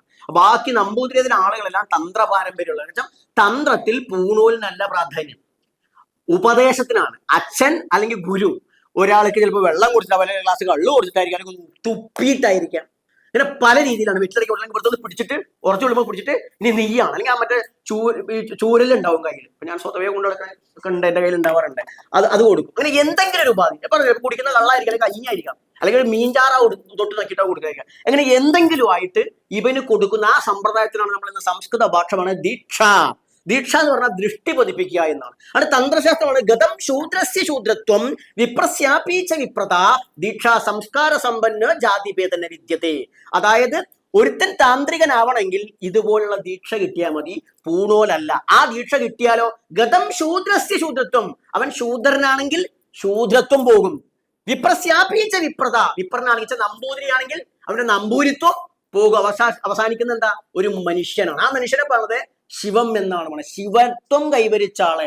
ശിവത്വം എന്ന് പറഞ്ഞാൽ ഞാൻ ശിവൻ എന്ന പേരിൽ ഒതുക്കുന്നില്ല, പരമമായ സത്യത്തെ ദർശിച്ച സത്യസ്വരൂപമായിരിക്കുന്ന വ്യക്തി ശിവൻ എന്ന് പറഞ്ഞപ്പോ ഇപ്പൊ തന്നെ നമ്മൾ ശിവൻ ഹിന്ദു ഈ പറഞ്ഞ പട്ടികജാതിക്കാരൻ്റെ ആണോ അല്ലേ? ഇതൊക്കെയാണ് നമ്മൾ വലിയ ചർച്ച നമ്മുടെ കൂട്ടത്തിൽ ഉണ്ടാവുന്നത്. അപ്പൊ അവന്റെ പേരിലിരിക്കേണ്ട അതിന്റെ ബോധ്യം. അപ്പൊ ആ അങ്ങനെ നോക്കുമ്പോൾ നിങ്ങളൊക്കെ താന്ത്രികന്മാരാണ്. അപ്പോൾ ഈ തന്ത്ര അധികാരത്തിന്റെ ഭാഗങ്ങളാണ് ശബരിമല ഉൾപ്പെടുന്ന ക്ഷേത്രങ്ങളിൽ നിൽക്കുന്ന കാവ് പതി ദേവത. ഒത്തിരി ഇപ്പൊ ഇവിടെ തന്നെ പല കാവിലും പതിയിൽ നോക്കി ഇതൊക്കെ എന്താ ചെയ്യുന്നത്? ഒരു തന്ത്രി മുഖമായിട്ടോ, ഇപ്പൊ തന്നെ തെയ്യമൊക്കെ ഒരുപാട് കേൾക്കുന്നുണ്ട്. തെയ്യങ്ങൾ കെട്ടിയാടേണ്ട പല തലത്തും ഇന്ന് നമ്പൂതിരി തന്ത്രിമാർ വരുമ്പോൾ നമുക്ക് അവരോട് വെറുപ്പ് വരും. അവരെ വെറുത്തിട്ട് കാര്യമില്ല. അത് ഇന്നലത്തെ ഒരു കുതിക്കളിപ്പാണ് നമുക്ക്. ഈ നമ്പൂതിരിമാരെന്ത് ചെയ്തു? അവർ ഇന്നലെ ചെയ്തപ്പോഴും ഇന്ന് ചെയ്യുന്നുണ്ടെങ്കിലും ഇതിന് പ്രധാന കാരണം ചെയ്യാൻ നമ്മൾ നിന്നു കൊടുക്കുന്നു എന്നുള്ളതാണ്. നമ്മുടെ തറവാട്ടിൽ പ്രശ്നം വെക്കുമ്പോൾ ഈ ഒരു തന്ത്രി വേണമെന്ന് പറയുമ്പോൾ നമ്മൾ ചോദ്യം ചെയ്യണം. തന്ത്രിയെ കൊണ്ടുവരാം, ജ്യോത്സ്യരെ ഒന്നും കയറിയിട്ട് എനിക്ക് ഗുരുനാഥ എന്ന് വിളിക്കരുത്. ജ്യോത്സ്യരാണ്. ഗുരു എന്ന് പറഞ്ഞതിന്റെ അപ്പുറമാണ്. ഞാൻ പറഞ്ഞത് 7-ാം പരമ്പോളും ചൊല്ലിത്തന്ന ഗുരുവാണ് ഗുരുവെ, ഞാൻ മലയാളത്തിലാണ് പറഞ്ഞത്. അതാണ് ഗുരു.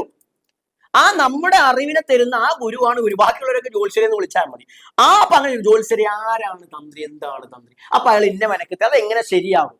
അവിടെയാണ് ഹിന്ദു സമൂഹത്തിൽ നമ്മൾ വിവിധങ്ങളായിരിക്കുന്ന ജാതി എന്ന് പറഞ്ഞു കഴിഞ്ഞാൽ സമുദായം. ഞാൻ ജാതി എന്ന വാക്ക് നമ്മളിത് തിരുത്തിപ്പാണ്. സമുദായം എന്ന് പോകണം. ജാതി തെറ്റാണ്. ജാതിയിൽ നമ്മൾ മനുഷ്യരാണ്.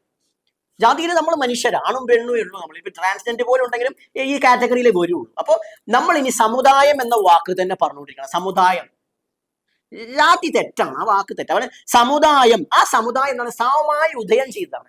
സമമായി ഉദയം ചെയ്യാറുമ്പോൾ ഈ ഒരു പൂവിലെ പോലെ തന്നെയാണ്. ഇത് പൂവ്, തുളസി, മല്ലിക ഒക്കെ ഇരിക്കുന്ന പോലെ ഈ ധർമ്മ വ്യവസ്ഥയ്ക്ക് വേണ്ടി ഇതിനെ പറയാ, ഈ നമ്മുടെ ഈ വ്യവസ്ഥയ്ക്ക് പറയാ. ഇപ്പൊ ബുദ്ധമതമാണ് നമ്മുടെ എന്ന് പറയുന്ന ആളുകളുണ്ട് ഇല്ലേ? അത് തീർക്കാനൊന്നും പോണ്ട, ഭാരതീയമാണ്. എന്നാൽ പോലും അവിടെ ബുദ്ധനും പറഞ്ഞത് ധർമ്മ എന്നാ പറഞ്ഞത്. അപ്പൊ ഇവിടെ ഉണ്ടായിരുന്ന വ്യവസ്ഥയെ ടോട്ടൽ വിളിക്കുന്ന പേരെന്തറിയോ?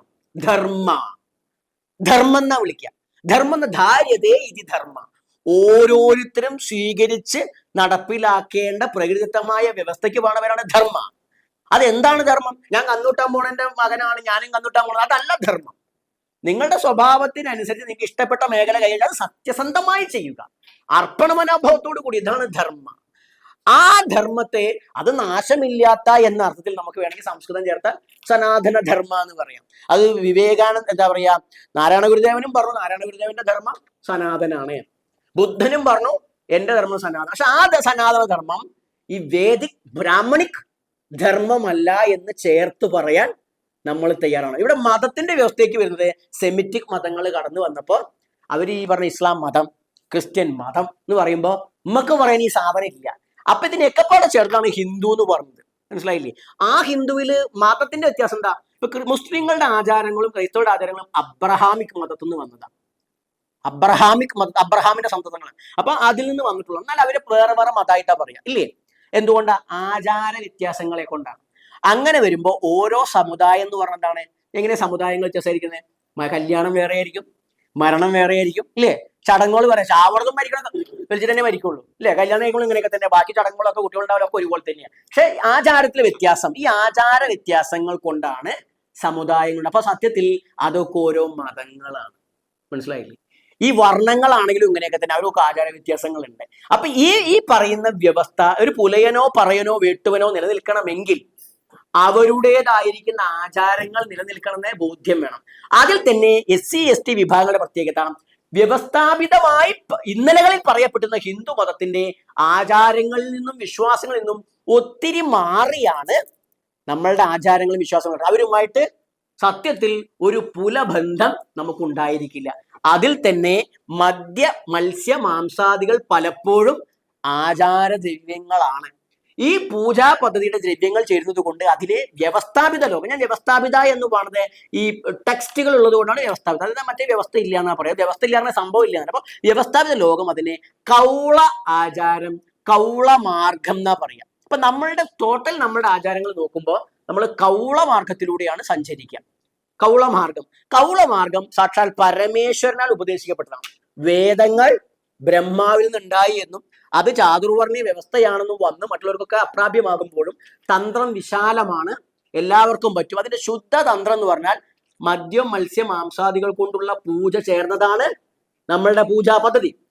പക്ഷെ ഇന്നത്തെ ഒരു ഹിന്ദുമത വ്യവസ്ഥ, ഇനി മതം എന്ന് പറയുമ്പോൾ നിങ്ങൾക്ക് മനസ്സിലാവുണ്ടല്ലോ, നിങ്ങൾക്ക് മനസ്സിലാൻ വേണ്ടി പറയണേ. ഹിന്ദുമത വ്യവസ്ഥ എന്ന് പറഞ്ഞാൽ വ്യവസ്ഥാപിതമായി നമ്മളെ മാറ്റി നിർത്തിക്കൊണ്ടാണ് മുന്നോട്ട് പോകുന്നത്. ഇപ്പൊ അടുത്തൊരു സന്യാസി സംഗമം നടന്നു കേരളത്തിൽ അല്ലേ? എന്തോ ഒരു ധർമ്മ സന്ദേശ യാത്ര. നമ്മുടെ സമൂഹത്തിൽ നിന്ന് ഒരു സന്യാസിയെ പോലും അവർ പങ്കെടുപ്പിച്ചിട്ടില്ല. അപ്പൊ അവര് പറയാം അങ്ങനെയൊന്നുമില്ല, ജാതി ഇല്ല എന്നാ പറയാം. ഇനി അടുത്താണ് ജാതി ഒന്നും കാണിച്ചില്ല, ഞങ്ങൾ വിളിച്ചതിൽ ഈ പട്ടികജാതി വിഭാഗത്തിൽ നിന്നുള്ള ആളുകൾ സന്യാസിമാരുണ്ടായിരുന്നു എന്ന് പറയും. അവിടെയാണ് അവിടെ അത് നേരത്തെ ഞാൻ പറഞ്ഞേ, പൊന്നാനിയിൽ പോയി നമ്മൾ മതം മാറിക്കഴിഞ്ഞാൽ പിന്നെ നമ്മളുണ്ടോ? അതായത് ബ്രാഹ്മണ ആചാരങ്ങൾ സ്വീകരിച്ചാൽ പിന്നെ നമ്മുടെ ആളുകളില്ല. അത് ബ്രാഹ്മണ മതത്തിലേക്ക് പോയി. ഞാൻ പറയുന്നത് നമ്മുടെ സ്വത്വത്തോടു കൂടിയുള്ള ആളുകളില്ല.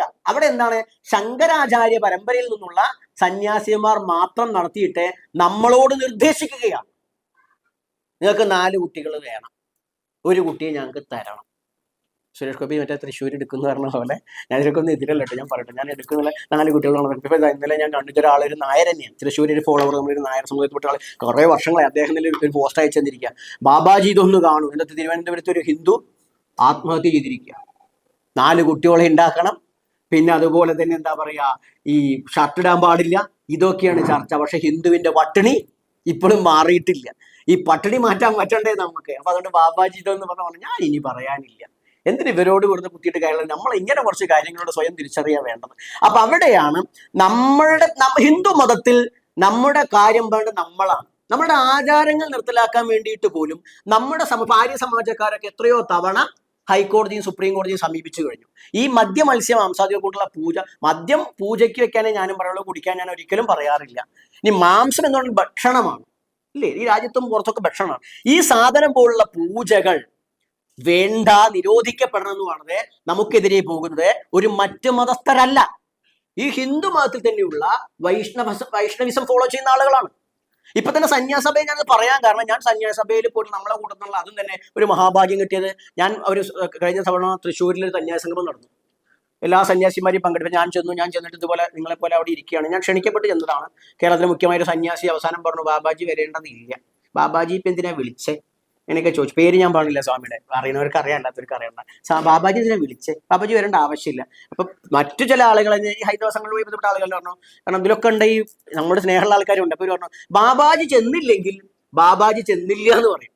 അപ്പൊ ബാബാജി പോകണം എന്ന് പറഞ്ഞു. ഞാൻ ചെന്ന സമയത്ത് പോലെ ഫ്രണ്ട് വരി കംപ്ലീറ്റ് സന്യാസിമാർ ക്ലോസ് ചെയ്തിരിക്കുന്നു. പിന്നെ ഞാൻ എപ്പോഴും ഫ്രണ്ടിലേ പോയി ഇരിക്കുള്ളൂ. കാരണം വെച്ചാൽ നമ്മൾ മുന്നിൽ ഇരുന്നില്ലെങ്കിൽ നമ്മളെ ആരും മുന്നിലേക്ക് ഇരുത്തില്ല, നമ്മൾ മുന്നിലേക്ക് കയറി വരണം. ഞാൻ സീറ്റിന്റെ കാര്യമല്ല കേട്ടോ പറഞ്ഞത്, സാമൂഹ്യ വ്യവസ്ഥയിൽ നമ്മൾ കയറി വരണം. അല്ലെങ്കിൽ അത് ഞാൻ പറഞ്ഞു, സന്യാസിമാരുടെ യാത്രയെ കുറിച്ചും പറഞ്ഞു. അപ്പൊ എനിക്ക് മനസ്സിലാവും കയറി വന്നാലും എന്താ ചെയ്യാന്നുള്ളത്. അപ്പൊ ഈ പറഞ്ഞ പോലെ നമ്മൾ ചെന്നപ്പോൾ 2ാമത്തെ വരിയിൽ ഇരുന്നു, കുറച്ച് ഇപ്പൊ മുന്നത്തെ വരുത്ത ആൾക്കാർ സായിമാരൊക്കെ നീച്ചു കൊടുത്തു. പിന്നെ ഉള്ള നേതാക്കന്മാരാണ്, അപ്പൊ ഒരു സീറ്റ് പിടിക്കുന്ന സന്യാസിമാരായി. അപ്പൊ അത് കഴിഞ്ഞ് ലാസ്റ്റ് സംസാരം തുടങ്ങിയപ്പോൾ അവിടെ ആ മാർഗദർശന മണ്ഡലിന്റെ സെക്രട്ടറി, അദ്ദേഹം ഒരു പരിവർത്തന ക്രൈസ്തവൻ മതം മാറി ഹിന്ദുവിലേക്ക് വന്ന ആളാണ്. അപ്പൊ അദ്ദേഹം സംസാരിച്ച് വേറെ ആരുടെയും പേര് പാടില്ല, ചണ്ടാളബാബയുടെ പേര് മാത്രമാണ് പറയുന്നത്. ചണ്ടാളബാബ ഇവിടെ വന്നിട്ടുണ്ട്, അദ്ദേഹം ഒരു ആചാര്യനാണ്, ഇവിടെ വേറെ ആചാര്യന്മാരുണ്ട്, പക്ഷെ അദ്ദേഹത്തെ എവിടെ ഇരുത്തണം എന്ന് ഞങ്ങൾക്ക് ഭയങ്കര കൺഫ്യൂഷനാണ്. അപ്പൊ എന്താ ചെയ്യേണ്ടത് അറിയില്ല. എന്നാലും ആചാര്യന്മാരൊക്കെ താഴ്ത്തിരിക്കട്ടെ, സന്യാസിമാരും മുകളിലിരിക്കട്ടെ തീരുമാനം. അപ്പൊ അതുകൊണ്ട് അദ്ദേഹത്തിന് വിരോധമില്ല എന്ന് തോന്നുന്നു എന്ന് പറഞ്ഞു. അപ്പൊ ഞാനിങ്ങനെ അദ്ദേഹം ഇരിക്കുന്ന പോലെ ഞാൻ അവിടെ നിന്ന് ചിരിച്ചപ്പോ അദ്ദേഹം പറഞ്ഞു, ബാബാജി ചിരിച്ചിരിക്കുന്നു, അതായത് അംഗീകരിച്ചിരിക്കുന്നു പറഞ്ഞു. ഞാൻ നേരെ അദ്ദേഹം എൻ്റെ കൂടെ ലെറ്റർ ഹെഡ് എടുക്കാൻ പറഞ്ഞു. ഞാൻ അപ്പൊ തന്നെ ചിദാനന്ദപുര സ്വാമിയാണ് എൻ്റെ ടോപ്സ് ആണ് എഴുത്തെഴുതി. ഞാൻ സന്യാസിയാണോ ആചാര്യനാണോ നിങ്ങളാണോ നിശ്ചയിക്കേണ്ടത്, ഞാനല്ലേ പറയുന്നത്. എന്നെ കുറിച്ച് എന്താ, എൻ്റെ പരമ്പരയെ കുറിച്ച് എന്താ നിങ്ങൾക്ക്, നിങ്ങളുടെ അപേക്ഷ ഫോം അല്ല അതിൽ എഴുതിയിട്ടുണ്ട്. എനിക്ക് കസേര അല്ലൊരു വിഷയം, ഞാൻ ആചാര്യനാണ് നിങ്ങളെങ്ങനെ പറയും. ഈ മറുചോദ്യം ചോദിക്കാൻ നമ്മുടെ ആൾക്കാർ തയ്യാറാവണം, അല്ലെങ്കിൽ ഇവര് നമ്മൾ അംഗീകരിക്കില്ല. എല്ലാ കാലത്തും വഴി നടന്നോന്നുകൊണ്ട് വഴി നടത്തിയിട്ടുണ്ടോ? വഴി നടക്കാൻ വേണ്ടി ഇറങ്ങിയപ്പോ, അതും ഞാൻ തന്നെ ഒരു അയ്യങ്കാളി യജമാനൻ സമരം ചെയ്ത നേരത്ത് ഒരു തെറ്റിദ്ധാരണയുണ്ട്, അന്ന് ശരിക്കും നിയമമില്ല. അങ്ങനെയല്ല കേട്ടോ, അവിടെ തിരുവിതാംകൂർ കൊട്ടാരത്തിന്റെ നിയമമുണ്ട്, എന്താണ്, നമുക്കും വഴി നടക്കാന്നുള്ളത്. പ്രമാണിമാർ സമ്മതിക്കാത്തതാണ് വിഷയം. അപ്പൊ അതുകൊണ്ട് അയ്യങ്കാളി യജമാനെ കാളവണ്ടി ഇട്ടുണ്ട് വന്നു. അപ്പൊ ഇത് പറഞ്ഞ പോലെ നമ്മൾ ആചാരം എഴുതിയപ്പോൾ നമ്മൾ പറഞ്ഞു, ചിദാനന്ദപുര സ്വാമിയുടെ അവസരം വന്നു. ചിദാനന്ദപുര സ്വാമി പറഞ്ഞു, ചണ്ടാളബാബെ അവിടെ ഇരുന്ന് ശരിയല്ല, ഇവിടെ കയറ്റിരുന്നത് എന്താ അഭിപ്രായം? എല്ലാവരും കൈയടിച്ചു. ഞാൻ അപ്പോഴും എണീറ്റു. ശരിക്കും നമ്മുടെ ആളുകൾ എങ്ങനെ വെച്ചിട്ട് അവസരം കിട്ടിക്കഴിഞ്ഞാലേ പിന്നെ ഇങ്ങനെ ഇരിക്കുക ചെയ്യാം, പിന്നെ മിണ്ടൂല. കാരണം എന്താണ്, ഞാൻ അംഗീകരിക്കപ്പെട്ടല്ലോ, ഞാനതല്ല. ഞാൻ പറഞ്ഞു, സ്വാമിജി ഞാൻ എവിടെ ഇരിക്കുന്നു എന്നുള്ളതല്ല എൻ്റെ വിഷയം, കസേരമുള്ളതാണെന്നുള്ളതല്ല. ഞാൻ മുന്നോട്ട് വെക്കുന്ന എൻ്റെ ജനതയുടെ സ്വത്വാധിഷ്ഠിതമായ ആധ്യാത്മിക, ഇത് ഞാൻ വെറുതെ പറയല്ല, വീഡിയോ യൂട്യൂബിലൊക്കെ നടക്കുന്നത്, സ്വത്വാധിഷ്ഠിതമായ ആധ്യാത്മിക പാരമ്പര്യത്തെ നിങ്ങൾ അംഗീകരിക്കുന്നുണ്ടോ എന്നാണ് ചോദ്യം. എൻ്റെ സമൂഹത്തിൽ സന്യാസിമാരും ആചാര്യന്മാരും ബ്രഹ്മചാരികളൊക്കെ പണ്ടേ ഉണ്ട്. ഞങ്ങളുടെ ആചാരങ്ങൾ വ്യത്യസ്തമാണ്. അങ്ങനെയുള്ള പാരമ്പര്യം നിങ്ങൾ അംഗീകരിച്ചില്ലെങ്കിൽ ഞങ്ങളുണ്ട്. എന്നിരുന്നാൽ പോലും ഈ സദസ്സ് അംഗീകരിച്ചാൽ എല്ലാവരും അംഗീകരിച്ചത് തുല്യമാണ് പറഞ്ഞു. അല്ല തീർച്ചയായിട്ടും അംഗീകരിച്ചല്ലോ, അതല്ലേ അങ്ങോട്ട് കയറി വരാൻ പറയുന്നത്. ഇപ്പൊ പറഞ്ഞു അല്ല ഇരുത്തം എനിക്ക് പ്രശ്നമല്ല എന്ന് പറഞ്ഞു. വീണ്ടും മൈക്കിൽ പറയാൻ പറഞ്ഞു. മുകളിൽ കയറ്റി സംസാരിച്ചതിന് ശേഷം അവരവിടെ പിടിച്ചിരുത്തി. പിന്നീട് ഒരുപാട് സീൻ ഉണ്ടായി. ഞാൻ പോകുന്നത് ജാതി അവിടെയാണ് ഈ സന്യാസിമാർക്ക് പ്രശ്നം എന്ന് വെച്ചാൽ സന്യാസിമാർ ജാതിക്കെതിരാണ്.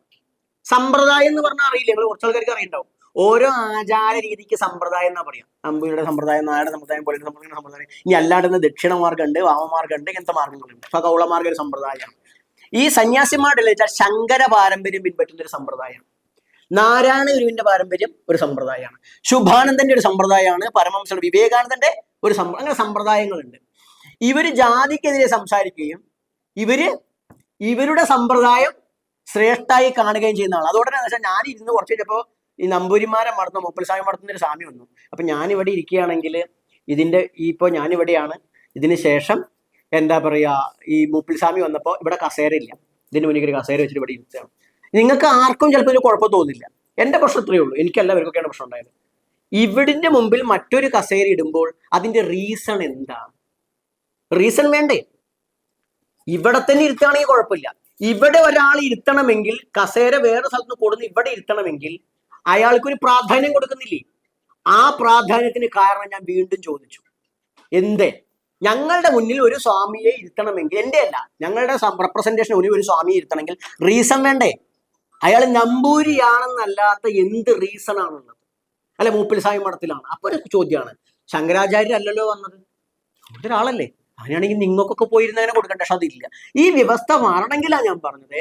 നിലവിൽ ആചാര്യന്മാർ ചേർന്നിരിക്കുമ്പോൾ നമ്മളില്ല. അവിടെ തന്നെ സന്യാസഭയിൽ പറഞ്ഞു തൂക്കം നിരോധിക്കണം എന്ന് തൂക്കം നിർത്തലാക്കണോട് സന്യാസിമാര് വിജ്ഞാപനം പുറപ്പെടുവിച്ചു. തൂക്കം നിർത്തണം എന്ന് പറഞ്ഞത് ആരാം? തൂക്കം എന്ന് പറഞ്ഞാൽ അറിയാലോ അല്ലേ? ഈ എല്ലാവരും ചെയ്യാറൊന്നുമില്ല. നമ്മുടെ ഈ ശരീരത്തിലേക്ക് കമ്പി കയറ്റിയിട്ട് തൂക്കിയിടുന്ന പരിപാടി ഉണ്ട്, ഗരുഡൻ തൂക്കം. അപ്പൊ അതൊക്കെ ഓരോരുത്തരും ഇഷ്ടങ്ങളാണ്. ഇപ്പൊ ഞാനത് വേണ്ട പറയുന്നൊന്നും ആളല്ല, അതൊക്കെ ചെയ്യുന്നവരാ പറയണ്ടത്. പിഞ്ചോമനകളെ അവരെ സമ്മതം ഇല്ലാണ്ട് ചെയ്യുന്നതോട് എനിക്ക് യോജിക്കാനാവില്ല. കാരണം ഭക്തി മൂസിന് കുട്ടികളെ കുത്തുന്നത് തെറ്റായ കാര്യമാണ്. അവരോട് ചോദിക്കണം, അവർക്ക് സമ്മതം വേണം. അപ്പൊ എന്താ വെച്ചാല് ഇത് നിർത്തണം എന്ന് പറഞ്ഞ സന്യാസിമാരാ. എന്നാൽ അതിന്റെ റെപ്രസെന്റേഷൻ ആയിട്ട് ആരും അവിടെ ഇല്ല. അതായത് ഞങ്ങൾ പറയും, നിങ്ങളത് അനുസരിക്കണം എന്നൊരു വ്യവസ്ഥ ഹിന്ദു മതത്തിലുണ്ട്. എന്നാൽ മറ്റു മതങ്ങളിൽ അങ്ങനെയല്ല. യാക്കോബക്കാരന്റെ കാര്യം യാക്കോബക്കാരൻ പറയും, സുറിയാനിക്കാരുടെ കാര്യം സുറിയാനിക്കാരൻ പറയും. അവർക്കൊക്കെ ആധ്യാത്മിക മണ്ഡലങ്ങളുണ്ട്. നമ്മളുടെ പ്രശ്നം നമുക്ക് ആധ്യാത്മിക മണ്ഡലമില്ല, നമ്മൾ അസംഘടിതരാണ്. അപ്പൊ ഇതിനൊരു മാറ്റമുണ്ടായി. സാമൂഹ്യ വ്യവസ്ഥയിൽ നമ്മൾ ഇതിലൊക്കെ പറയാം സ്വത്വാധിഷ്ഠ പൂർവാചാരം സംരക്ഷിക്കാൻ പ്രചരിപ്പിക്കാന്ന് പറഞ്ഞാൽ, എന്തുകൊണ്ട് സ്വത്ത് എന്ന് പറഞ്ഞാൽ നമ്മൾ ആരാണെന്ന് നമുക്കാണ്. പപ്പു അറിയില്ലേ, തനിക്ക് താനാരാണെങ്കിൽ താൻ എന്നോട് ചോദിക്കുക, അപ്പൊ ഞാൻ പറയാം ഞാൻ ആരാണെന്നും താനാരാണെന്നൊക്കെ പപ്പു പറഞ്ഞ പോലെ നമുക്ക് പറയാൻ പറ്റണം. ഞങ്ങളുടെ ആത്മീയത പറയും, ഞങ്ങളുടെ ആചാരങ്ങളെ കുറിച്ച് പറയും. നമ്മുടെ കാവിലും പതിയിലും മറ്റൊരു സമ്പ്രദായം ഉണ്ടാകാൻ പാടില്ല. അപ്പൊ നിങ്ങൾക്ക് ഇങ്ങനെ പാടില്ല നടക്കോ? പറ്റും. SC/ST വിഭാഗങ്ങളുടെ പ്രത്യേകത അവരുടെ ആചാരങ്ങളും SC/STയിൽ തന്നെയാണ് വരിക. നമ്മളുടെ ആചാരത്തിൽ ആരെങ്കിലും കൈ കടത്തിയിട്ട്, ഇപ്പൊ ഒരു ജോത്സ്യന് പ്രശ്നം വെച്ചു, അയാൾ പ്രശ്നം വെച്ചിട്ട് പറയുകയാണ് ഇവിടെ ഒരു ബ്രാഹ്മണ പൂജ വേണം എന്ന് പറഞ്ഞു. പിറ്റത്തെ ദിവസം നമുക്ക് എന്തെങ്കിലും മോശമായിട്ട് അനുഭവം ഉണ്ടായി തീരുന്ന നമ്മൾ അയാളുടെ പരാതി കൊടുക്കാൻ തയ്യാറാവണം. ഇപ്പൊ സംഘടനയൊക്കെ ഉണ്ടെന്നല്ലേ പറഞ്ഞു. അയാൾ ഞങ്ങളെ തെറ്റിദ്ധരിപ്പിച്ചു. പിന്നെ പണിക്കന്മാർക്ക് അത് തോന്നരുത്. എന്താണ്? സമ്പ്രദായം മാറ്റി എഴുതാൻ തോന്നരുത്. അത് തെറ്റ്. അവർക്ക് ശാസ്ത്രം അറിയാത്തോണ്ടാ. സമ്പ്രദായം വരുത്താൻ അവർക്ക് എഴുതണം. അവനാ നിയമപരമായിട്ട് ശിക്ഷിക്കപ്പെടും. കാരണം എന്താണ്? നമ്മുടെ വിശ്വാസത്തിലെ ദേവതയെ നമ്മുടെ സമ്മതം ഇല്ലാണ്ട് നമ്മൾ തെറ്റിദ്ധരിപ്പിച്ചിട്ടാണ് മാറ്റിയിട്ടുള്ളത്. ആൾക്ക് പണി കിട്ടും. പണിയിട്ടാണോ ദൈവം കൊടുക്കുന്നല്ല കേട്ടോ നിയമപരമായിട്ട്. അപ്പൊ ഈ രീതിയിൽ നമ്മൾ ഒന്നെന്താ വെച്ചാൽ നമ്മൾ ആ രീതിയിൽ ഇടപെടാൻ വേണ്ടി നമ്മൾ തയ്യാറാവണം. ഒപ്പം ഒരു ഇടപെടൽ മാത്രമല്ല, നമുക്കിപ്പോൾ നമ്മളെല്ലാവരും ആചരണങ്ങൾ മുന്നോട്ട് കൊണ്ടുപോകുന്നില്ല. ആചരണങ്ങളെ ശാസ്ത്രീയമായി പഠിക്കണം. ഇപ്പൊ നമ്മൾ കള്ളും കോഴിയൊക്കെ വെക്കുന്നുണ്ട്. പലപ്പോഴും പല കേന്ദ്രത്തിലും പോകുമ്പോൾ നാരായണ ഗുരുദേവനൊക്കെ മദ്യമൊക്കെ മാംസമൊക്കെ വേണ്ടാന്നുകൊണ്ടൊക്കെ നിരോധിച്ചു. ഞാൻ എപ്പോഴും പറഞ്ഞത് നിരോധനങ്ങളല്ല വേണ്ടത്, നമ്മളെന്ന് വെച്ചാൽ നിയന്ത്രണങ്ങളാണ് വേണ്ടത്. അപ്പോൾ ഈ മദ്യവും മാംസമൊക്കെ വെക്കുമ്പോൾ എന്തിനാണ് ഇത് വെക്കുന്നത്? ഇതാണ് അതിൻ്റെ ശാസ്ത്രീയ വശം. എന്തിനാ വെക്കുന്നത്? നമ്മൾ വർണ്ണപ്പൊടികളിട്ട് കളം വരയ്ക്കുമ്പോൾ എന്തിനാണ്? കോലം എഴുതുമ്പോൾ എന്താ? ഒരു തെയ്യക്കോലത്തിനെ കാണുന്ന സമയത്ത് തെയ്യക്കോലം കേവലം ഒരു രൂപം, കലാരൂപം അല്ല. അത് ഇപ്പൊ പലരും കലയായിട്ടൊക്കെ അവതരിപ്പിക്കുന്നത്. അപ്പൊ വലിയ വിഷമാണ്. അത് ദൈവങ്ങൾ തന്നെയാണ്. അപ്പൊ എങ്ങനെയുള്ള ദൈവങ്ങൾക്ക് ആ ആടയാഭരണങ്ങൾ പോലും ഇതൊക്കെ എന്തിനെയാണ് ദ്യോതിപ്പിക്കുന്നത്? ഇതിൻ്റെയൊക്കെ ആധ്യാത്മികമായിട്ടുള്ള ഫിലോസഫി, തത്വജ്ഞാനം. ആള് കുറെ ദൂരത്തുനിന്ന് തോന്നുന്നുണ്ട്, ഭയങ്കരമായിട്ട് ഉറങ്ങുന്നുണ്ട്. ശല്യം ചെയ്യണ്ട. ഒന്ന് എഴുന്നേറ്റ് നിന്നേ, ഒന്ന് എഴുന്നേറ്റ് നിൽക്കോ, ഒന്ന് എഴുന്നേറ്റ് നിൽക്കോ. ഇനി അവിടെ ഇരിക്കും. ആ സുഖം കൊണ്ടാണേ ഞാൻ അങ്ങോട്ട് ചോദ്യം ചോദിക്കാൻ തുടങ്ങും. അപ്പൊ ഈ പറഞ്ഞ ശങ്കരാചാര്യ സ്വാമികൾ ജനിക്കുന്നതിന് മുമ്പ് ഒരു കുഴപ്പമെന്ന് വെച്ചാൽ വൈദിക പാരമ്പര്യം വല്ലാണ്ട് ഈ മൃഗബലിയിലെ അഡിക്ഷൻ ആയിരുന്നു. വെറും യാഗത്തിന്റെ പേരിൽ കൊല്ലുക നമ്മൾ ഈ കർമ്മത്തിന്റെ പേരിൽ വെള്ളടി ഉണ്ടല്ലോ, എല്ലാവരും അല്ല കേട്ടോ, വെള്ളടി പരിപാടി ഉണ്ടാവും. കാരണം കർമ്മം നടത്തുക, കർമ്മി പൂസാവും. എല്ലാവരും പറയും കർമ്മീനെ അവസാനം മറ്റേ ഈ നമ്മൾ നായാട്ടിന്റെ ചില ഭാഗങ്ങൾ ചിലർക്ക് എടുക്കുക, അല്ലെങ്കിൽ ശബരിമലയ്ക്ക് നമ്മളിങ്ങനെ കമ്പം കെട്ടിക്കൊണ്ടല്ലേ, ഇതുപോലെ പൂജ കഴിഞ്ഞ് കുറച്ച് കഴിയുമ്പോൾ കാണത്തില്ല കർമ്മീനെ അങ്ങനെ കാലം കെട്ടിട്ട് ഇങ്ങനെ എത്ര കൊണ്ടുപോകും. കാരണം കർമ്മിക്ക് നീച്ച കമ്മിക്ക് ഉണ്ടാവില്ല, പിന്നെ ബാക്കി പരികർമ്മിയെ ചെയ്യും, പെട്ടെന്ന് കർമ്മിയാവും. കാരണം മെയിൻ പണിക്കാരൻ ലോഡായില്ലേ, അതുണ്ടാകാൻ പാടില്ല. അപ്പൊ അതിന് കാരണം വെച്ചാൽ ശാസ്ത്രീയ വശം ഇതാണ് വൈദികന്മാർക്ക് ഒരു കാലഘട്ടത്തിൽ ഉണ്ടായിരുന്നത്. യാഗത്തിന്റെ പേരിൽ ഈ സോമരസം കുടിക്കലും ഈ തീറ്റയും കൂടിയായിരുന്നു. അങ്ങനെയാണ് ശങ്കരാചാര്യ സ്വാമികൾ വന്നിട്ട് അതൊന്ന് കറക്ഷൻ ആക്കി കൊടുത്തത്. പിന്നെ ബുദ്ധഭഗവാന്റെ ഇടയ്ക്ക് ബുദ്ധഭഗവാൻ വന്നിട്ട് കംപ്ലീറ്റ് ഇല്ലാണ്ടാക്കി. കാരണം എന്താണ്, അത്ര അധപ്പതിച്ചു കഴിഞ്ഞിരുന്നു. പിന്നെ ശങ്കരാചാര്യ സ്വാമികൾ വന്നിട്ടാണ് അവർക്ക് അതിനെടുത്ത് വെച്ച് കൊടുത്തത്. നമ്മളുടെ വിഷയം എന്താ വെച്ചാൽ നമ്മളുടെ ഈ ആചാരങ്ങളെ കുറിച്ച് ആർക്കും വലിയ ധാരണയില്ല. കാരണം ഒരുപാട് വൈവിധ്യം. അപ്പൊ എനിക്ക് നിങ്ങളുടെ എല്ലാവരും ആചാരം പറയാൻ എനിക്ക് പറ്റില്ല, ഏകദേശം ഫിലോസഫി പറയാനേ കണ്ടു കഴിഞ്ഞാൽ മനസ്സിലാവുള്ളൂ. അപ്പൊ അവിടെ എന്താ വെച്ചാൽ ഇതിന് ഒരിക്കലും നിങ്ങളുടെ പരമ്പരാഗത ആചാരത്തിൽ കലർപ്പുണ്ടാകാണ്ടിരിക്കാൻ നോക്കുക. പിന്നെ പലത് നഷ്ടപ്പെട്ടിട്ടുണ്ടായിരിക്കാം. അതെങ്ങനെ കണ്ടെത്താം? അത് അതാത് സമുദായങ്ങളിൽ നിന്ന് ഓരോരോ ആചാര്യന്മാരുണ്ടായി വരാം. പുറത്തുനിന്ന് നമുക്ക് പറ്റില്ല. നമുക്ക് പറ്റിയെന്ന് വെച്ചാൽ നിങ്ങൾക്ക് കുറച്ച് ഉപ്പ്, മുളക്, മല്ലി, കുറച്ച് കിഴങ്ങ് അല്ലെങ്കിൽ കുറച്ച് കോഴിയോ ഇതൊക്കെ തരാനേ പറ്റുള്ളൂ. നിങ്ങളെ പാരമ്പര്യത്തിലെ കറി നിങ്ങൾ ഉണ്ടാക്കണം. അപ്പൊ അങ്ങനെ വരുന്ന സമയത്ത് എന്താണ്, നമുക്ക് ചിലത് വിട്ടുപോയിട്ടുണ്ടാവും നമ്മുടെ ആചാരത്തിൽ. ഈ ഒരു സാധനങ്ങൾ കിട്ടിക്കഴിഞ്ഞാൽ ഇത് നമ്മളെപ്പോൾ ഒരാളോട് ചോദിച്ചിട്ട് ഇപ്പൊ എങ്ങനെയാണ് അപ്ലൈ ചെയ്യുക, അപ്പൊ എങ്ങനെ അപ്ലൈ ചെയ്യും. എന്നിട്ട് ആ നഷ്ടപ്പെട്ടതിനെ ചേർത്ത് കൊടുക്കാൻ ഓരോ സമുദായത്തിൽ നിന്നും മിനിമം ഒരു ഗുരുവെങ്കിലും ഉണ്ടായി വരണം. അതില്ലാണ്ടിരുന്നു കഴിഞ്ഞാൽ ഇത് പൂർണ്ണമായിട്ട് നശിക്കും. അതായത് ഞാൻ പറഞ്ഞു വരുന്നത് എന്നെ ഗുരുവാക്കണമെന്നല്ല പറയുന്നത്, ഞാനൊരു നിമിത്തം മാത്രമാണ്. എന്റെ ജന്മോപദേശം ഞാൻ സ്വതവേ പറയാന്ന് വെച്ചാൽ ഞാൻ ഒരാളുടെ ഒന്നും തട്ടിയെടുക്കാൻ വന്നതല്ല. എന്റെ ജന്മോദ്ദേശം എന്താ വെച്ചാൽ ഈ പറയുന്ന പോലെ ചണ്ടാള ബാബ പേര് പോലെ തന്നെയാണ്. മാറി നിൽക്കുക എന്ന് മുന്നിൽ എന്ന് പറയുമ്പോൾ പൊട്ടൻ തെയ്യത്തിന്റെ നാട്ടിലാണ് ഞാൻ നിൽക്കുന്നത്. അപ്പൊ മാറി നിൽക്കുക എന്ന് പറയുമ്പോൾ ഞാനല്ല മാറേണ്ടത് എന്ന് പറഞ്ഞാൽ ആരാണ് മാറേണ്ടത് മറുചോദ്യം ചോദിക്കുന്നത് പോലെ നിങ്ങളോട് പറയാൻ വന്നാണ്, നിങ്ങൾ ഇനി മാറിപ്പോകരുത്. നിങ്ങൾ നിങ്ങളായി നിൽക്കണം. നമ്മുടെ നിന്ന് ഒരാൾ പോലും മതം മാറിപ്പോകരുത്. അത് പിടിച്ചിട്ട് കാര്യമൊന്നുമില്ല. അവന്റെ ദാരിദ്ര്യം കൊണ്ടാണ് ദൈവത്തിനെ കിട്ടണം, അവിടെ പോയിട്ട് പുണ്യാളനാവാൻ വേണ്ടി സ്വർഗം കിട്ടാനല്ല മതം മാറിപ്പോകുന്നേ, ദാരിദ്ര്യം കൊണ്ടാണ്. ദാരിദ്ര്യം മാറ്റാൻ വേണ്ടി ഞാൻ ആദ്യം ഇതിൽ വന്നപ്പോഴേ പറഞ്ഞു, ദാരിദ്ര്യം മാറ്റാൻ വേണ്ടി വർഷാവർഷം സംസ്ഥാന സർക്കാരും കേന്ദ്ര സർക്കാരും കോടിക്കണക്കിന് ഉറുപ്പിയാണ് SC/ST വിഭാഗത്തിന് വേണ്ടിയിട്ട് വിനിയോഗിക്കുന്നത്. ആർക്കാ കിട്ടണേ? കിട്ടതിന് കാരണം അറിയോ? നമ്മൾ അസംഘടിതരാണ്. ന്യൂനപക്ഷങ്ങളുടെ കാര്യം അങ്ങനെയല്ല, ഞാൻ വർഗീയത പറയല്ല. അവർക്കത് ചോദിച്ചു വാങ്ങാനുള്ള സംവിധാനമുണ്ട്. കാന്തപുരം ഉസ്താദായാലും അതുപോലെ തന്നെ പാണക്കാട് തങ്ങളായാലും ജിഫ്രി തങ്ങളായാലും ഒരു ഗുരു സംവിധാനം. സംഘടനയൊക്കെ മാറ്റി നിർത്തിക്കോളൂ, ഗുരു സംവിധാനം. ഈ ഗുരു സംവിധാനം ഞാൻ പറഞ്ഞു നമ്മുടെ ഇടയിൽ നിന്നും ഗുരു സംവിധാനം. ഇപ്പൊ ശിവഗിരി മഠത്തിക്കും പോകും, ഗുരു സംവിധാനമുണ്ട്. പൊന്മന മഠത്തിക്ക് പോകും, ഗുരു സംവിധാനമുണ്ട്. ശങ്കരാചാര്യ ഭൂപ്പിൽസാ മഠങ്ങളിലേക്ക് പോകും, ഗുരു സംവിധാനമുണ്ട്. പക്ഷെ അടിസ്ഥാന വിഭാഗങ്ങൾക്ക് ഗുരു സംവിധാനം ഇല്ല. ഉണ്ടായി വന്നോ ഈ ഗുരു പൊയ്കയിൽ അപ്പച്ചനെ പോലെ അല്ലെങ്കിൽ ശുഭാനന്ദ ഗുരുദേവനെ പോലുള്ള കുറച്ച് ആചാര്യന്മാരുണ്ടായി വന്നേ. അവർക്ക് അവർ പൂർവ്വകാലത്ത് ഒരു ക്രൈസ്തവ മതം സ്വീകരിച്ചത് കൊണ്ടേ അവരുടെ സംവിധാനങ്ങൾക്ക് ഒരു ക്രൈസ്തവ സ്വഭാവമാണ്, ഒരു പെന്തക്കോസ്ത്യൻ ശൈലിയുണ്ട്. നിങ്ങൾ ആശ്രമത്തിലൊക്കെ പോയി കഴിഞ്ഞാൽ അറിയാൻ പറ്റും. അപ്പൊ നമ്മുടെ ആളുകൾക്ക് അത് പൊരുത്തപ്പെടുന്നില്ല. അപ്പൊ നമ്മൾ നിലനിൽക്കേണ്ടത് നമ്മുടെ സ്വത്വത്തിൽ ഊന്നിയിട്ടാണ്. അതൊക്കെ ഗുരുക്കന്മാരനെയാണ്, സ്വത്വത്തിൽ ഊന്നിയിട്ടാണ്. സ്വത്വത്തിൽ ഊന്നി ഗുരുസമ്പ്രദായം ഉണ്ടാക്കിയെടുക്കാൻ പറ്റിയാൽ ദാരിദ്ര്യം പരിഹരിക്കപ്പെടും. നമുക്കാർക്കും വെറുതെ നമ്മൾ ടാക്സ് കൊടുക്കുന്നതിന് നമ്മുടെ വിഹിതം കോടിക്കണക്കിന് ഉറുപ്പിക വരുമ്പോൾ നമ്മുടെ സംവിധാനങ്ങളിലൂടെ കടന്നു പോകുന്ന ഒരു പദ്ധതി ഉണ്ട്. അതുകൊണ്ട് കേവലം ആധ്യാത്മികതയല്ല, ദൈവത്തെ വിളിക്കുന്നത് ദൈവത്തിന് സുഖം അറിയാൻ വേണ്ടിയാണോ നമ്മളാരെങ്കിലും വിളിക്കുന്നതല്ല, നമ്മളുടെ ക്ഷേമത്തിന് വേണ്ടിയിട്ടാണ് നമ്മൾ ദൈവത്തെ വിളിച്ചുകൊണ്ടിരിക്കുന്നത്. ആ ക്ഷേമം അതുകൊണ്ട് നമ്മുടെ എല്ലാവിധ സൗകര്യങ്ങളും ഉണ്ടായി വരണമെങ്കിൽ അതിന്റെ സംവിധാനം എന്ത് വേണം? ധിയോയോനെ ധീ പ്രകാശിക്കണം, ബുദ്ധി വളരണം. ബുദ്ധി വളരണം നമുക്ക് ബുദ്ധി ഇല്ലാണ്ടല്ല ഞാൻ പറയുന്നേ. ഒരു സംഘടിത വ്യവസ്ഥയിൽ നിന്നുകൊണ്ട് ആധ്യാത്മികതയിൽ ഊന്നിക്കൊണ്ട് നമ്മൾ കാണാം. അതുപോലെ തന്നെയാണ് നമ്മുടെ ഈ സംവിധാനത്തിൽ സന്യാസിമാരൊക്കെ ഉണ്ടായി വരികയും വേണം. ഉണ്ടായി വരണം, ഉണ്ടാക്കാൻ പറ്റൂല, ഉണ്ടായി വരണം. ത്യാഗികൾ ഉണ്ടാവണം. ഭാര്യയും കുട്ടികളെ ഉപേക്ഷിക്കാനല്ല പറയുന്നത്, ഞാൻ അങ്ങനെ പറയാറില്ല. പണിയെടുത്തിട്ട് ഞാൻ പറയാം, സന്യാസം നല്ല തെണ്ടുന്ന സന്യാസം വേണ്ടെന്നാ. പണിയെടുക്കുന്ന സന്യാസിമാര് വേണം. രാവന്തിയോളം പണിക്ക് പോയിക്കോളി. നമ്മുടെ കാരണന്മാർ അങ്ങനെയാണെന്നില്ലേ, കന്നുവെട്ടാൻ പോയിട്ടും തെങ്ങേറാൻ പോയിട്ടും മരം വെട്ടാൻ പോയിട്ടൊക്കെ വന്നിട്ടല്ലേ കാരണന്മാർക്ക് കൊടുത്തിരുന്നില്ലേ? തെയ്യുണ്ടെങ്കിലും അങ്ങനെയൊക്കെ തന്നെ പോയിരുന്നേ, കുറച്ച് കാലത്തല്ലേ ഉള്ളൂ. ഇതുപോലെ നമ്മുടെ ആചാര്യന്മാരും ഗുരുക്കന്മാരും സന്യാസിമാരൊക്കെ തൊഴിലെടുത്ത് തന്നെ ഈ ധർമ്മത്തെ കീപ്പ് ചെയ്ത് മുന്നോട്ട് പോകണം. അതിലാകെ വേണ്ടത് എന്താണ്? നഷ്ടപ്പെട്ട ആ ഒരു സിദ്ധാന്തങ്ങളും അതിന്റെ കാര്യക്രമങ്ങളും കൃത്യമായി ഒന്ന് മനസ്സിലാക്കുക, ഒരു പഠിച്ചുകൊണ്ട് കുറച്ച് ആളുകൾ കാര്യം. ഒന്ന് നമുക്ക് ഏറ്റവും ഇമ്പോർട്ടൻ്റ് ആണ് ഒരു കല്യാണം. എങ്ങനെ നമ്മുടേതായ സംസ്കൃതിയിൽ നടത്തിയെടുക്കാം. പഴയ രീതികൾ അറിയുന്നുണ്ടായിരിക്കാം, അതൊന്ന് പൊടിതട്ടിയെടുക്കുക. ഇനി എന്തെങ്കിലും ആഡ് ചെയ്ത് ചേർക്കണോ, അതിനാണ് നമ്മളൊരു സംവിധാനം വെച്ച് നമുക്ക് ആ രീതിയിലേക്ക് കൊണ്ടുവരിക. പിന്നെ അടുത്തതാണ് മരണം. മരണവും തന്നെ ഇപ്പൊ എങ്ങനെ മരണാനന്തരക്രിയ വെച്ചാൽ എല്ലാവരും ഈ പറഞ്ഞ പോലെ ഏതെങ്കിലും ഒരു പുഴവക്കത്ത് പോയിരിക്കും. എന്നിട്ട് ഈ അറിയാത്ത ഭാഷയിൽ അസ്മിന് കുലേ ജാത, മാതൃവംശ ജാത, പിതൃവംശ ജാത, ഇന്ന കുലേ ഇന്ന ജാത എന്നൊക്കെ പറയുമ്പോ ഇങ്ങനെ എല്ലായിടത്തും പോയാൽ പറയും. നമ്മളിങ്ങനെ ബലിയിടായിരിക്കുമ്പോൾ നമ്മുടെ അച്ഛനും അമ്മയൊക്കെ വന്നിട്ട് ഇങ്ങനെ മുകളിൽ നിൽക്കുന്നുണ്ടാവും. ക്യൂ ആവും മുകളിൽ. ഞാൻ നമ്മൾ ഈ ഗുരുവായൂർ തൊഴാൻ നിൽക്കണ പോലെ തിരക്കിട്ടാ നിൽക്കുക. അപ്പൊ എന്നെ വിളിക്കോ നമ്മൾ എന്തൊക്കെ കാണിക്കണം, എന്തൊക്കെ പരിപാടിയൊക്കെ നടക്കുന്നുണ്ട് കേട്ടോ. നമ്മൾ ചിലപ്പോൾ വിളിക്കണൊക്കെ ഉണ്ടാവും. പക്ഷെ കുറച്ച് കഴിഞ്ഞിട്ട് ഇപ്പം നീച്ചു പോകും. എങ്ങനെ അപ്പോൾ അച്ഛൻ പറയതേ ആ ചേക്കൻ എന്ത് പണിയെ കാട്ടി ഇത്രയും നേരം നമ്മൾ ഇങ്ങനെ വെള്ളം ഇറക്കിയിട്ടുണ്ടോ, നമ്മളിന്ന് വിളിച്ചില്ലല്ലോ. സംഭവം വിളിച്ചിട്ടുണ്ടാവും, ഓനും മനസ്സിലായിട്ടില്ല എന്റെ അച്ഛനെ വിളിക്കണം. ഓൻ അറിയാത്ത ഭാഷയാണ്. കേട്ടിക്കണ അച്ഛനാണെന്ന് തന്നെ ഇത് പറഞ്ഞപ്പോ എന്താ മനസ്സിലായിട്ടില്ല. എന്താണ് ഓൻ അറിയാത്ത ഭാഷയിൽ. അതിനും വേണ്ടി ഒരു ഇത്തിരി അരിയും വെച്ച് കൊടുത്ത് നീരും വെച്ച് നിന്റെ അച്ഛ ഇത് വന്ന് കഴിച്ചോളി, ഇക്കിപ്പത്തേക്ക് നിങ്ങൾക്ക് തരാൻ പറ്റുള്ളൂ എന്ന് പറഞ്ഞു കഴിഞ്ഞാൽ ആള് സൂപ്പറായിട്ട് വന്നാൽ സ്വീകരിക്കും. നമ്മളെ ഭാഷയിലാണ് ഇത്. നമുക്ക് അറിയാത്ത ഭാഷയിൽ നമ്മൾ അറിയാത്ത രീതിയിൽ മറ്റേ ശലീം കുമാറിന്റെ സിനിമയിൽ ഉഷ്ണേന ശാന്തി കൃഷ്ണ എന്ന് പറഞ്ഞ പോലെ നമ്മൾ ഇതിങ്ങനെ പറഞ്ഞാലേ നമുക്കൊരു തൃപ്തിയുള്ളൂ. ഇത് മാറ്റണം. നമ്മളുടെ എന്തെങ്കിലും പരിപാടി ഉണ്ടെങ്കിൽ നമ്മുടെ തനത് നാടൻ ഭാഷയിൽ പറയാം. സംസ്കൃതത്തിൽ പറയേണ്ടത് ആ പൂജാ പദ്ധതിയൊക്കെ ഉണ്ടെങ്കിൽ അത് ആ രീതിയിൽ പറയാം. അതല്ലാത്തൊക്കെ മലയാളത്തിൽ തന്നെ പറയാം. പിന്നെ നമ്മൾ എന്താ വെച്ചാൽ നമുക്ക് പിതൃക്കൾക്ക് കൊടുക്കൽ ഈ പിണ്ട് കിട്ടുന്നേക്കാൾ പ്രാധാന്യം വെച്ചു കൊടുക്കലാണ്. വീത് വെക്കുക എന്നൊക്കെ പറയും. അതെന്താ വെച്ചാൽ ഇപ്പൊ ഒന്നും വേണ്ട, കാന്താര സിനിമ ഫസ്റ്റ് വന്നപ്പോഴും സെക്കൻഡ് വന്നപ്പോഴും നിങ്ങൾക്ക് കാണാൻ പറ്റും. വെക്കുന്നതാ കാണാം. അത് ട്രഡീഷണലി ഒരു രീതിയാണ് വിളമ്പി കൊടുക്കുക എന്നുള്ളത്. അപ്പൊ ഒരു ഇലയിൽ അത് 21 ഇല വെക്കും, 7 ഇല വെക്കും, പല ടൈപ്പ് സമ്പ്രദായങ്ങളുണ്ട്.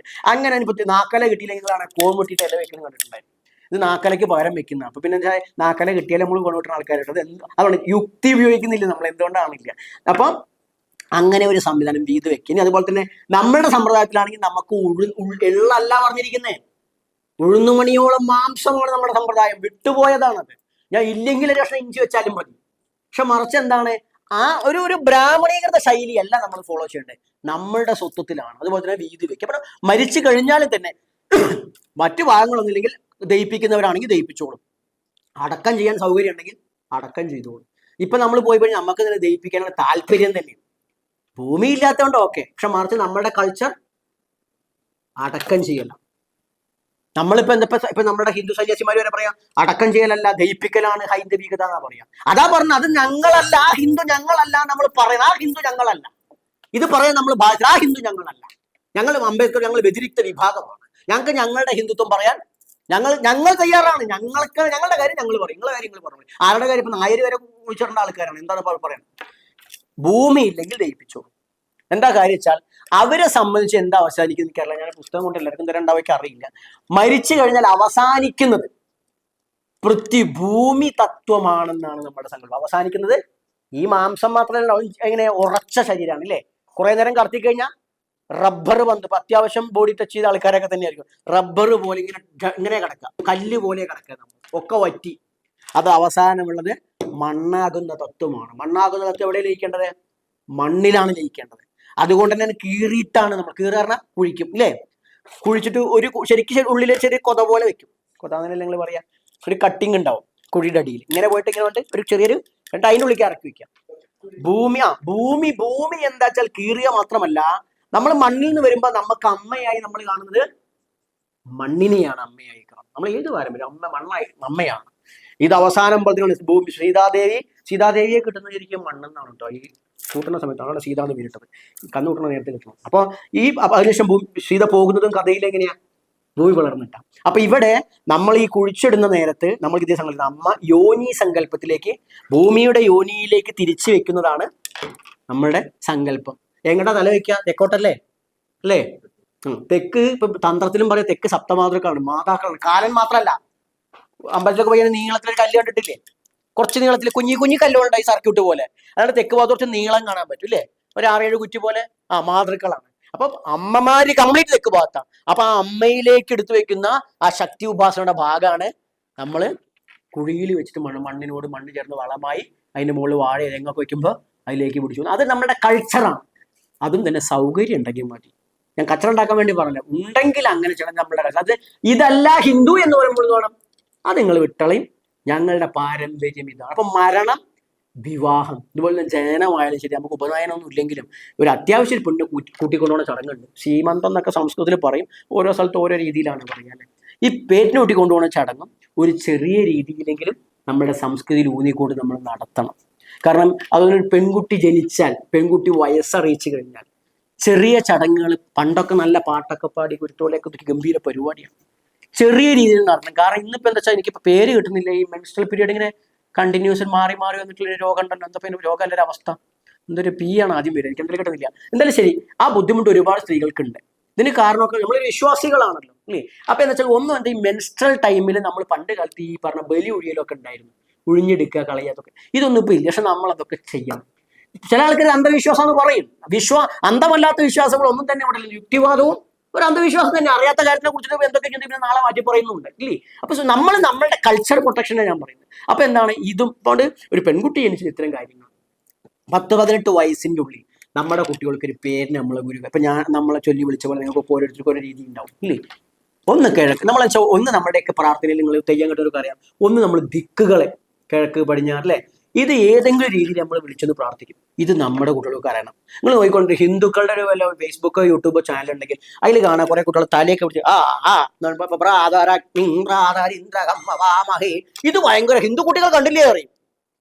അത് ഹിന്ദു കുട്ടികളെ വലിയ ഗംഭീരം. പക്ഷെ നിങ്ങൾ നാളെ പോയിട്ട് കിഴക്കുന്നൊരു ദിവാരം വായക, പടിഞ്ഞാറ് അത്തമനം വായക പറയുമ്പോൾ ഇത് ഹിന്ദു കുട്ടികളെ കണ്ടില്ലെന്ന് ആരും പറയില്ല.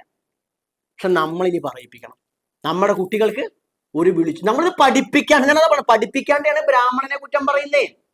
നമ്മുടെ കുട്ടികൾക്ക് നമ്മുടെ കാവിൽ വന്നത് പ്രാർത്ഥിക്കാൻ അറിയില്ല.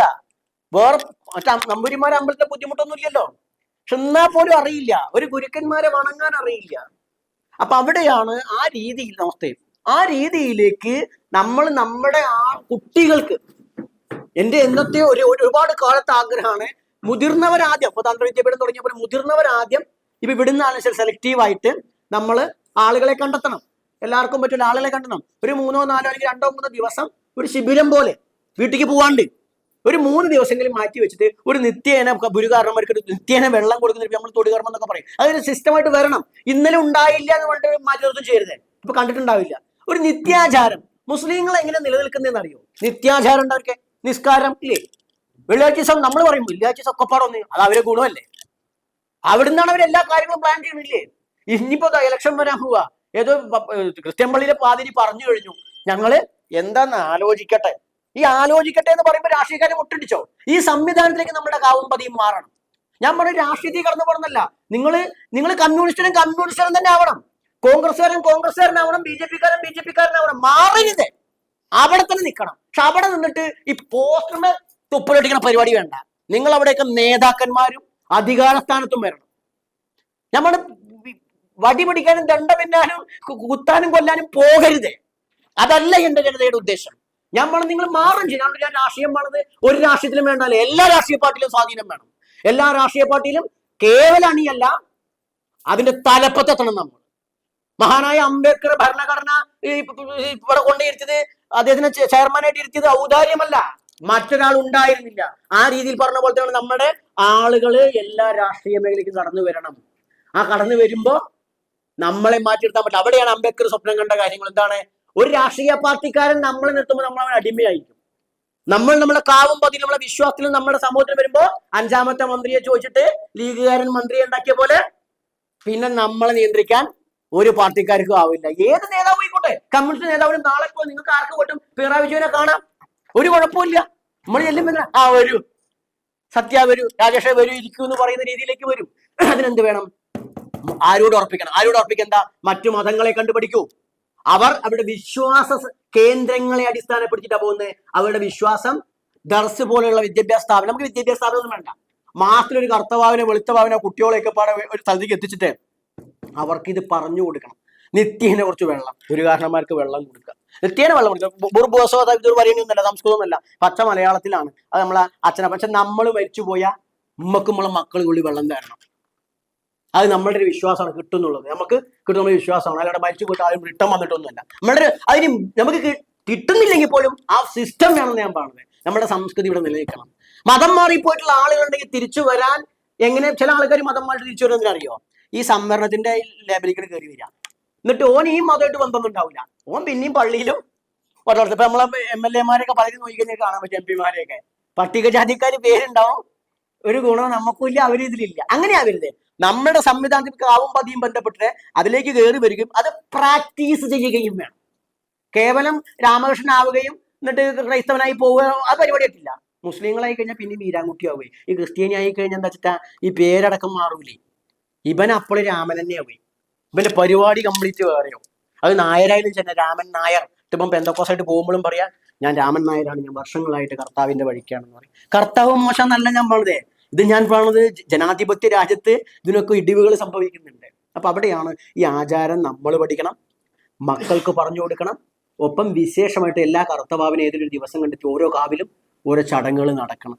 നമ്മളുടെ ഈ പറഞ്ഞ വിവാഹാദി കാര്യങ്ങളും മരണാനന്തര ക്രിയകളും നമുക്ക് നടത്താൻ കഴിയണം. ഇതൊക്കെ കഴിയണമെങ്കിൽ നമ്മളെ ഒരു 2-3 ദിവസമെങ്കിലും ഒന്ന് മെനക്കെട്ടിട്ട് സാവധാനം കുറച്ച് കാര്യങ്ങൾ മനസ്സിലാക്കണം. നമ്മൾ ആരോ പറഞ്ഞ കൈ പൊക്കാതെ ഉത്തരത്തിലുള്ളത് കിട്ടൂല. ഞാൻ എൻ്റെ ഒരു നല്ലൊരു സമയം മുഴുവൻ ഞാൻ ഇതിന് വേണ്ടിയിട്ടാണ് വിനിയോഗിച്ചത്. പിന്നെ ഒന്ന് ഞാൻ നമ്മുടെ സാമ്പത്തികമാണ് അടുത്തത്. ഞാൻ വൈദിക ബ്രാഹ്മണ പൂജയൊക്കെ അറിയുന്ന ആളാണ്, നിങ്ങൾക്ക് അറിയുന്ന എനിക്ക് അറിയുന്നില്ലെങ്കിൽ അങ്ങനെയാണ്. പക്ഷെ അതിനേക്കാൾ ഇന്ന് ഞാൻ ഇവരൊക്കെ വന്ന് കണ്ടാൽ ഞാൻ ഒറ്റയ്ക്കാണ് ഇരിക്കുന്നത്.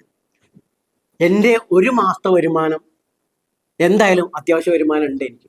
അത് ഞാൻ കൂട്ടിട്ട് കാണിച്ചില്ലെങ്കിൽ നിങ്ങൾക്ക് മനസ്സിലാവില്ല. കൂട്ടിടുന്നതിന് വേണ്ടിയിട്ടല്ല. അതായത് നമ്മുടെ പാരമ്പര്യ ഉപാസനകൾക്കും പൂജാവിധികൾക്കും മാർക്കറ്റ് റേറ്റ് വളരെ കൂടുതലാണ്. ഇന്ന സമുദായക്കാരൻ ചെയ്യേണ്ട ഇന്ന സമുദായക്കാരൻ ചെയ്യണമെന്നും അത് ഇന്നത് ചെയ്യണമെന്നാണ്. അതിന് നമ്മളൊരു ഭേദവും വെച്ചാൽ സാധാരണ പുഷ്പാഞ്ജലി ചെയ്യിക്കലല്ല നമ്മളുടെ പൂജാ. അതുകൊണ്ട് തന്നെ നമ്മളുടെ പൂജാ പദ്ധതിയോടുകൂടി നമ്മുടെ കാവും പദ്ധതികൾ ഉയരുമ്പോൾ അവിടെ ഭക്തരും ഉണ്ടാകും. ഗുരുവായൂർ ക്ഷേത്രത്തിലേക്ക് മേൽശാന്തിയാക്കാൻ തള്ളിക്കേറുകയല്ല നമ്മളുടെ ആവശ്യം. അത് മറ്റൊരു വിഷയമാണ്. പഠിച്ചുകൊണ്ട് അത് അവകാശം വേറെയുണ്ട്, അത് വേണ്ടെന്ന് ഞാൻ പറയുന്നില്ല. ഹിന്ദു ആണെങ്കിൽ അവകാശം വേണം. പക്ഷെ മറിച്ച് അതേ രീതിയിൽ നമ്മുടെ കാവും പതികളും ഇത് ഒന്നാണെങ്കിൽ ഇതിന്റെ അപ്പുറത്ത് കുറച്ചും കൂടി ഏതായി കഴിഞ്ഞാൽ ഏതാണ് ഒന്ന്, ഇതാവും ഒന്ന് ഇല്ലേ. നമ്മുടെ കാവും പതികളും ശക്തമായി ഉയർത്തിയെടുക്കണം. അതിനാണ് ക്രൈസ്തവ പുരോഹിതന്മാരെ അല്ലെങ്കിൽ മുസ്ലിങ്ങളെയൊക്കെ നോക്കണം. അവർക്ക് വേറെ പള്ളികൾ ഉണ്ടാക്കുന്നില്ലേ, നമുക്ക് വേറെ വേണ്ട, ഉള്ളതിനെ നല്ല രീതിയിൽ കൊണ്ടുവന്നാൽ മതി. നിത്യാചാരങ്ങളെ ക്രമപ്പെടുത്തുക, മാസാചാരങ്ങളെ ക്രമപ്പെടുത്തുക, വഴിപാടുകൾ വെക്കുക, ഒക്കെ നമ്മളുടെ കൾച്ചർ. സാധാരണ ഭാഷ പറഞ്ഞാൽ ആദി ദ്രാവിഡ കൺസെപ്റ്റിൽ നമ്മളുടെ ആചാരങ്ങൾ ക്രമപ്പെടുത്തി കഴിഞ്ഞാൽ നമ്മളെ തേടി വരും നമ്മളുടെ പൗരോഹിത്യത്തിനും സാമ്പത്തിക സ്ഥിതി തന്നെ വളരെ വലുതാണ്. അത് നിങ്ങൾക്ക് മനസ്സിലാവണമെങ്കിൽ നിങ്ങൾ സാധാരണ നമ്മുടെ കുഴപ്പമില്ല. നമ്മുടെ പണ്ട് കാരണം പല സമുദായം നമുക്ക് കേട്ടറിയാം, അവര് കൊടിമറിയുന്നവരാണ് ഇത്രേ, അവര് കാണി എത്ര. ഞാൻ പറയും എന്തുണ്ടാക്കായിട്ട് ഓരെന്താ എപ്പോഴും ചെറ്റപ്പരയിൽ കഴിയുക, എന്തുണ്ടായിട്ടെന്താ കാര്യമുള്ളൂ. ഞാൻ പറയും ഒടിമറിച്ച അത് അഭിമാനത്തോടുകൂടി പറയടാ നിനക്ക് ഒടിമറിയാൻ കഴിയുമായിരുന്നു എന്നുള്ളത്. ഒടിവിക്ക് നിനക്കറിയുന്ന നമ്മളിത് അപമാനം അപകർഷതയും കരുതി കഴിഞ്ഞാൽ നമുക്ക് നമ്മളെ കുറിച്ച് അറിയണ്ട. അതൊരു കഴിവല്ലേ, ഒന്നൊക്കെ രൂപം മാറാൻ കഴിയാതെ അതൊരു കഴിവല്ലേ. ശങ്കരാചാര്യ മാനത്ത് കൂടെ പാറിയതാണ് ബ്രാഹ്മണർ പറഞ്ഞു നടക്കുക. ഗുരുവായൂർ ഇറങ്ങി, മൂകാംബിക ഇറങ്ങി തുടങ്ങി. നമ്മളെ കാരണന്മാര് മലബാരത്തൊക്കെ പഠിച്ചിട്ട് പാറിയിട്ടാത്തത് നമ്മൾ എന്തുവരാനും പറഞ്ഞിട്ടുണ്ടോ? നമ്മൾ പറയണം നമുക്ക് പാറാൻ മാത്രമല്ല ചാടാനും പറ്റും. ഹനുമാൻ ചാടാൻ അപ്പുറം ചാടാൻ എന്റെ പാരമ്പര്യത്തിന് കഴിയുമായിരുന്നു. ആ പാരമ്പര്യ അറിവാണ് എന്റെ. ഞങ്ങൾ ഇവിടെ ഒരു കമ്പ് പൊട്ടിച്ചാൽ അവിടെ നിന്റെ തണ്ടല് പൊട്ടും. അതിനുള്ള കഴിവ് നമുക്ക് ഉണ്ടെന്ന് അഭിമാനത്തിൽ പറയാൻ ശ്രമിക്കൂ. അതിൽ നിങ്ങൾ ഇനി കൂടോത്രക്കാരനെന്ന് പേടിച്ചിട്ട് കാര്യമില്ല. മനസ്സിലായി? നമ്മളെ കൂടോത്രക്കാരെന്ന് ഞാനുണ്ടായി. ഞാൻ മംഗലാംകുന്ന് ആവുന്ന സമയത്തെ അയൽവാസി അദ്ദേഹത്തോടാ പറഞ്ഞത്, എന്താ പറയുക, ആൾക്ക് മന്ത്രവാദമാണ്. ഞാൻ പറഞ്ഞു എന്തായാലും ആ പേരല്ലേ, ഇനി അങ്ങോട്ട് മന്ത്രവാദി ആയി കളയാം. കാരണം അതല്ലാന്ന് പറയുമ്പോ നമുക്ക് മാർക്കറ്റിലെ മക്കളെ നമ്മൾ മന്ത്രവാദി ആവുക, നമ്പർ 1 മന്ത്രവാദി ആവുക. നമുക്ക് ഈ ഭൂമിയിൽ ജീവിക്കാൻ എന്താ വേണ്ടേ? ജോർജ് കുട്ടിയാ വേണ്ടേ? അതാണ് മഹാവിഷ്ണുവിനെ കണ്ടിട്ടില്ലേ? മഹാവിഷ്ണുവിന്റെ ചിത്രം വരച്ചു കഴിഞ്ഞാൽ അയാളെ തല പോയിട്ടൊരു പെണ്ണിന്റെ മടിയിലാവും. അത് ലക്ഷ്മി ദേവിയാ. കാല് പോയിട്ട് ഭൂമിദേവിയുടെ മടിയിലോ. ഇതിന്റെ അർത്ഥം എന്താ? സമാധാനമായിട്ട് കടന്നുറങ്ങണമെങ്കിലേ തലക്കില് പൈസയും കാൽക്കല് മണ്ണും വേണം. ഈ 2 കാര്യം നമുക്ക് ഉണ്ടാക്കിയിട്ട് നിങ്ങളൊക്കെ നമ്മൾ സ്വതവേ നമ്മുടെ ആൾക്കാരെ വരുന്നപ്പോൾ സമുദായ നാമം ഉണ്ടാവില്ല. നിങ്ങൾ മാർക്കറ്റിലുള്ള നാമങ്ങളൊക്കെ എടുത്ത് വെച്ചോളി. നമ്പൂരിനെയൊക്കെ മാർക്കറ്റ് ഉണ്ട്, പാണനും പാരനും വീട്ടുവാനൊക്കെ. കാരണം സൂര്യകാലി മടക്കിൽ നമ്പൂരിപ്പാടിന് ബുദ്ധിമുട്ട് വന്നപ്പോ പല കർമ്മികളെ കൊണ്ടും പൂജ ചെയ്യിപ്പിച്ചു. എപ്പോഴല്ല, കുറച്ചു കാലം മുമ്പാണ്. എന്ത് ചെയ്തിട്ടും എത്ര കണ്ടിട്ട് സ്വാഹാവാണ് പോലും നടക്കില്ല. അവസാനം ഇയാൾ പ്രശ്നം വെച്ച സമയത്ത് അവിടുത്തെ കഥയാണ്. ഇനിയിപ്പോ ഇതെന്താ ഈ സമുദായമാണെന്ന് തോന്നരുത്. അപ്പൊ അവിടെ ആ ലാസ്റ്റ് ഒരു ചെറുമനെ കൊണ്ട് കർമ്മം ചെയ്യിക്കണം എന്ന് പറഞ്ഞത്. ചർമ്മം വന്നിട്ട് എന്താ അങ്ങോട്ടും കാട്ടി സംഭവം സ്വാഹ പരിപാടി വിട്ടുപോയി.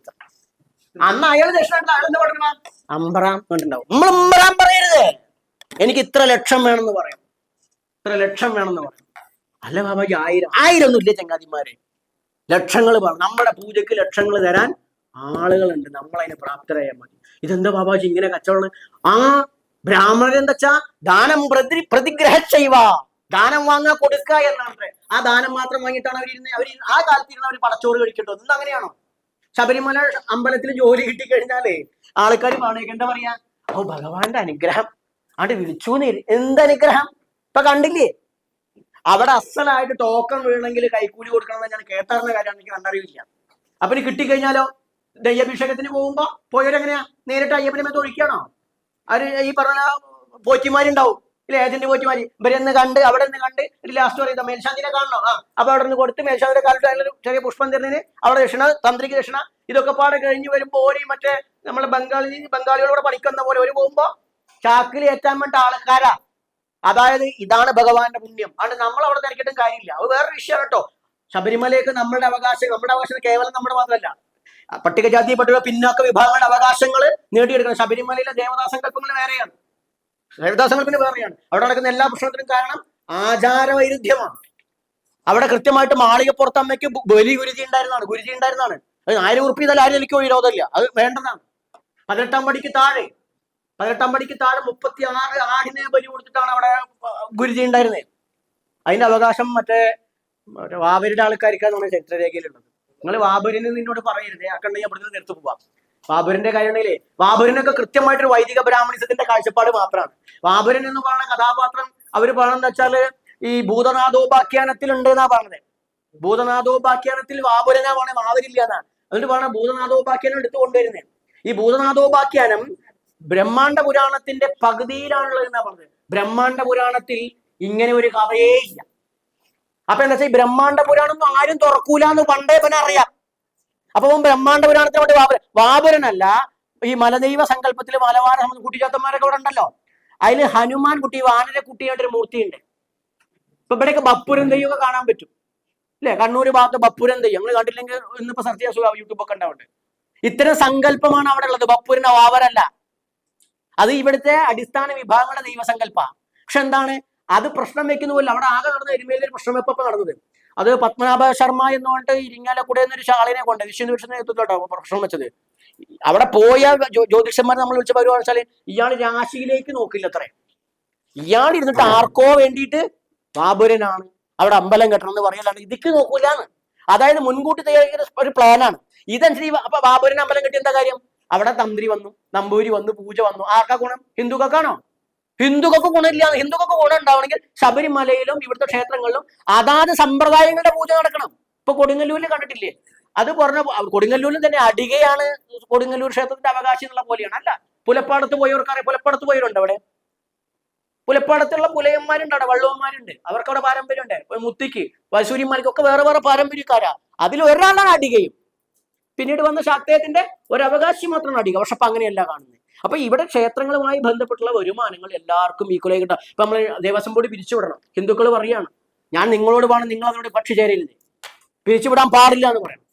പിരിച്ചുവിടലല്ല, സംവിധാനം മാറ്റണം. കാരണം ഈ തരികട പരിപാടി പറ്റൂല. കാരണം ദേവസ്വം ബോർഡ് പിരിച്ചു വിട്ടാൽ അടുത്തത് എന്താണ്? വിശ്വാസികളെ ഏൽപ്പിക്കുക എന്നാ പറയുന്നത് ഇല്ലേ? ഇപ്പൊ നിങ്ങൾ പല ഹിന്ദു സംഘടനകളിലുള്ള ആൾക്കാരുണ്ടാവും. ആരാണ് വിശ്വാസി? നിലവിലെ വിശ്വാസികൾ അവര് മാത്രമാണ്. ഞാനും എന്റെ ചെറിയച്ഛനും സുഭദ്രയും ചേർന്നാണ് ട്രസ്റ്റ് എന്ന് പറഞ്ഞ പോലെ ഇവര് കുറച്ച് ആൾക്കാരാണ്. ക്ഷേത്ര സംരക്ഷണ സമിതിയിൽ നമ്മുടെ SC/ST വിഭാഗത്തിന് ഒരു തന്ത്രി, ഇപ്പൊ അദ്ദേഹം നീച്ചു പോവുകയും ചെയ്തു, അദ്ദേഹം ഉണ്ടാവേണ്ടായിരുന്നു, ഒരു തന്ത്രി ഇല്ലാന്ന്. SC/ST വിഭാഗത്തിലെ ഒരു തന്ത്രി 1983-84 കാലഘട്ടത്തിലാണ് ക്ഷേത്ര സംരക്ഷണ സമിതി രൂപീകരിക്കുന്നത്. ഞാൻ ജനിച്ചിട്ടുള്ള ഏലംകുളവുമായി പെരിന്തൽമണ്ണയിലെ തളി ക്ഷേത്രവുമായി ബന്ധപ്പെട്ടാണ് ക്ഷേത്ര സംരക്ഷണ സമിതി ഉണ്ടാകുന്നത്. അവിടെ ഒരു ശിലയുണ്ടായിരുന്നു, അവിടെ ഒരു ചെറുമി സ്ത്രീ ആയിരുന്നു അവിടെ വിളക്കൊക്കെ തെളിയിച്ചിരുന്നേ. ഇപ്പൊ അതിന്റെ ഉള്ളിലേക്ക് ചെറുമിക്കൊന്നും പ്രവേശനമില്ല. ക്ഷേത്ര സംരക്ഷണ ക്ഷേത്രമാണ്. എനിക്ക് 2013 സ്വീകരണം കിട്ടിയ അമ്പലമാണ് കേട്ടോ. അത് വേറെ കഥ. അമ്പലം സ്വീകരണം തരാൻ വേണ്ടി 2 ആളെ ഉണ്ടായിരുന്നു. ഞാൻ അന്നേ പറഞ്ഞു എനിക്ക് പൊന്നാടയല്ല വേണ്ടത്, എൻ്റെ അടുത്ത് തന്ത്രം പഠിക്കുന്ന കുറെ ആളുണ്ട്, അവർക്ക് അവസരം വേണ്ടിയാണ്. അതോ ഇല്ല, ഇപ്പൊ എന്റെ കാര്യമല്ല മറ്റുള്ള കാര്യം. അപ്പൊ വെച്ചാൽ ഈ വിശ്വാസികൾ എന്തുകൊണ്ടാണ് ആരാ എന്ന് നമുക്കറിയില്ല. ഈ മുരാരി ബാബുവും പോറ്റിയൊക്കെയാണോ വിശ്വാസി നമുക്കറിയില്ല. അപ്പൊ ആ വിശ്വാസി ആരാന്നുള്ളിടത്ത് നമുക്ക് പ്രാതിനിധ്യം ഇല്ലാത്തടത്തോളം കാലം ദേവസ്വം ബോർഡ് പിരിച്ചുവിട്ടു. അപ്പൊ ഞാൻ പറഞ്ഞു ദേവസ്വം ബോർഡ് അംഗീകരിക്കുകയാണ് ഞാൻ തന്ത്രി, ഞാൻ എനിക്കിപ്പോഴും നമ്പൂരിക്കും സർട്ടിഫിക്കറ്റ് കൊടുക്കാം, അയാൾ പൂജാപദ്ധതി അറിയുന്ന പറഞ്ഞിട്ട് മറ്റൊരു സമുദായക്കാരനും കൊടുക്കാം. പക്ഷെ ജാതിയിൽ ഈഴവനെ പറയാൻ ആർക്കും വേണം കൊടുക്കാം. എന്നാൽ ദേവസ്വം ബോർഡ് സംവിധാനം അല്ലാണ്ട് വിശ്വ ഹിന്ദു പരിഷത്തിന്റെ അമ്പലത്തിലേക്ക് ഞാൻ സർട്ടിഫിക്കറ്റ് കൊടുത്ത് അവർക്ക് വേണ്ട വെക്കാം. കാരണം അത് സ്വകാര്യ ഒരു സംവിധാനമാണ്. പൊതു സംവിധാനം അല്ലല്ലോ, ഭരണഘടനാ മൂല്യങ്ങൾ, സംവരണ വ്യവസ്ഥ ഇല്ല. അതുകൊണ്ട് ക്ഷേത്ര സംരക്ഷണ സമിതിയിൽ പോലും SC ST സംവരണം ഇല്ലാന്ന്. അവർ ഒരു ശാന്തിക്കാരുള്ള തന്ത്രിമാരത്തെ ശാന്തിക്കാര്. ശാന്തി എപ്പോഴും 2ാം നമ്പറാ. തന്ത്രിയാണ് പരമാചാര്യൻ. പ്രസിഡന്റ് ആവാം, ഇന്ത്യയിൽ പ്രസിഡന്റ് ആവാം, പക്ഷെ തന്ത്രി ഒന്നായിട്ട് ഞാൻ പറഞ്ഞു നിങ്ങൾ തന്ത്രിമാരാവണം. എങ്ങനെയാവണം?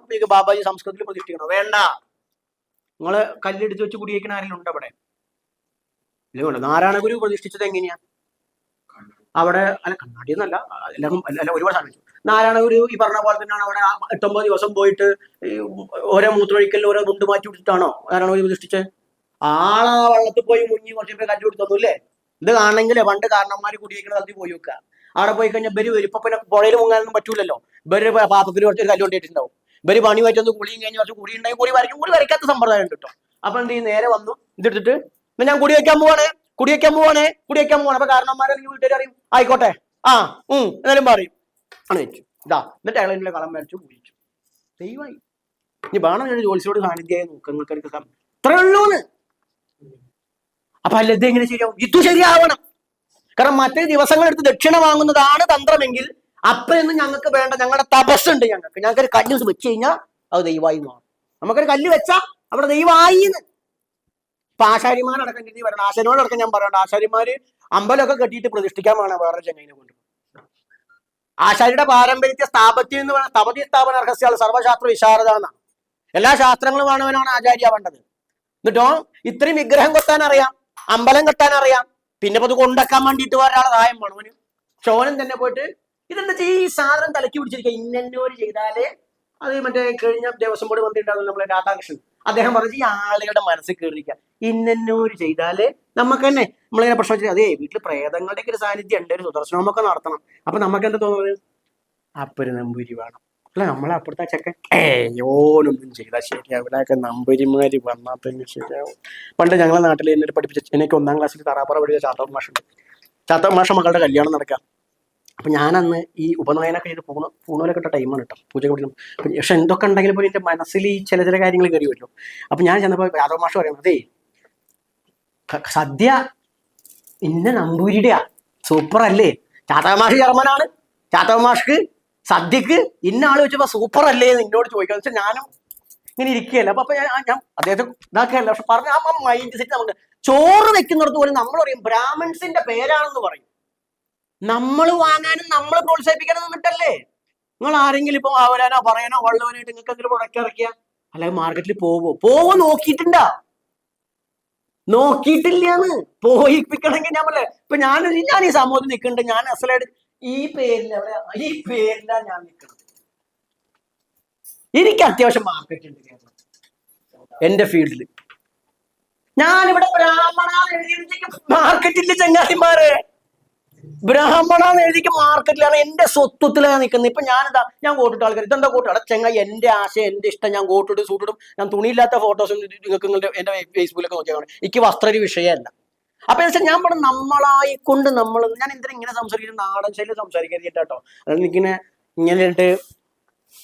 ഇങ്ങനെ കാണിക്കാൻ അറിയാണ്ടൊന്നുമല്ല. അതുകൊണ്ട് നമുക്ക് കാര്യം മനസ്സിലാവില്ല. അതുകൊണ്ടാണ് നമ്മൾ കുറച്ച് ഇങ്ങനെ വൾഗായിട്ട് സംസാരിക്കണം. അപ്പൊ അതുകൊണ്ട് എന്താ വെച്ചാൽ നമ്മളായിക്കൊണ്ട് പോകണം. നമുക്ക് അതിന് എന്തൊക്കെ ചെയ്യണം എന്നുള്ള കാര്യം. അതുകൊണ്ടാണ് പറഞ്ഞത്, ഒന്ന് നമുക്ക് എന്താ സ്വത്വാധിഷ്ഠിത പൂർവാചാരം സംരക്ഷിക്കണം, പ്രചരിപ്പിക്കണം. അടുത്ത എന്താണ്? സർവ മതം മാറ്റങ്ങളും നമുക്ക് ചെറുക്കണം. മതം മാറിയിട്ട് നമ്മളുടെ അവകാശങ്ങൾ ആർക്കും കിട്ടണ്ട. ഇപ്പൊ അടുത്തൊരു കമ്മീഷൻ നിങ്ങൾക്ക് ആർക്കെങ്കിലും അറിയോ? ബാലകൃഷ്ണൻ കമ്മീഷൻ. നരേന്ദ്രമോദി സർക്കാർ ഒരു കമ്മീഷനെ ഏൽപ്പിച്ചു, ബാലകൃഷ്ണൻ കമ്മീഷൻ. ബാലകൃഷ്ണൻ എന്ന് പറഞ്ഞാൽ അദ്ദേഹം ഒരു പരിവർത്തിത ക്രൈസ്തവ സമൂഹത്തിനോട് ചേർന്ന് നിൽക്കുന്ന ആളാണ്. ആൾ SC ആണ്. പക്ഷെ ആളുകളൊക്കെ ക്രിസ്തുമതിക്ക് പോയ ആൾക്കാരാണ്. പേര് ബാലകൃഷ്ണൻ അല്ലേ? ആള് പോയിട്ടൊന്നും തോന്നൂല. പക്ഷെ അങ്ങനെയൊക്കെ. പക്ഷെ എന്താ മോദിജി അയാളെ ഏൽപ്പിച്ച് നമുക്ക് അറിയില്ല. അത് മോദിജിയാണ് പറയേണ്ടത്.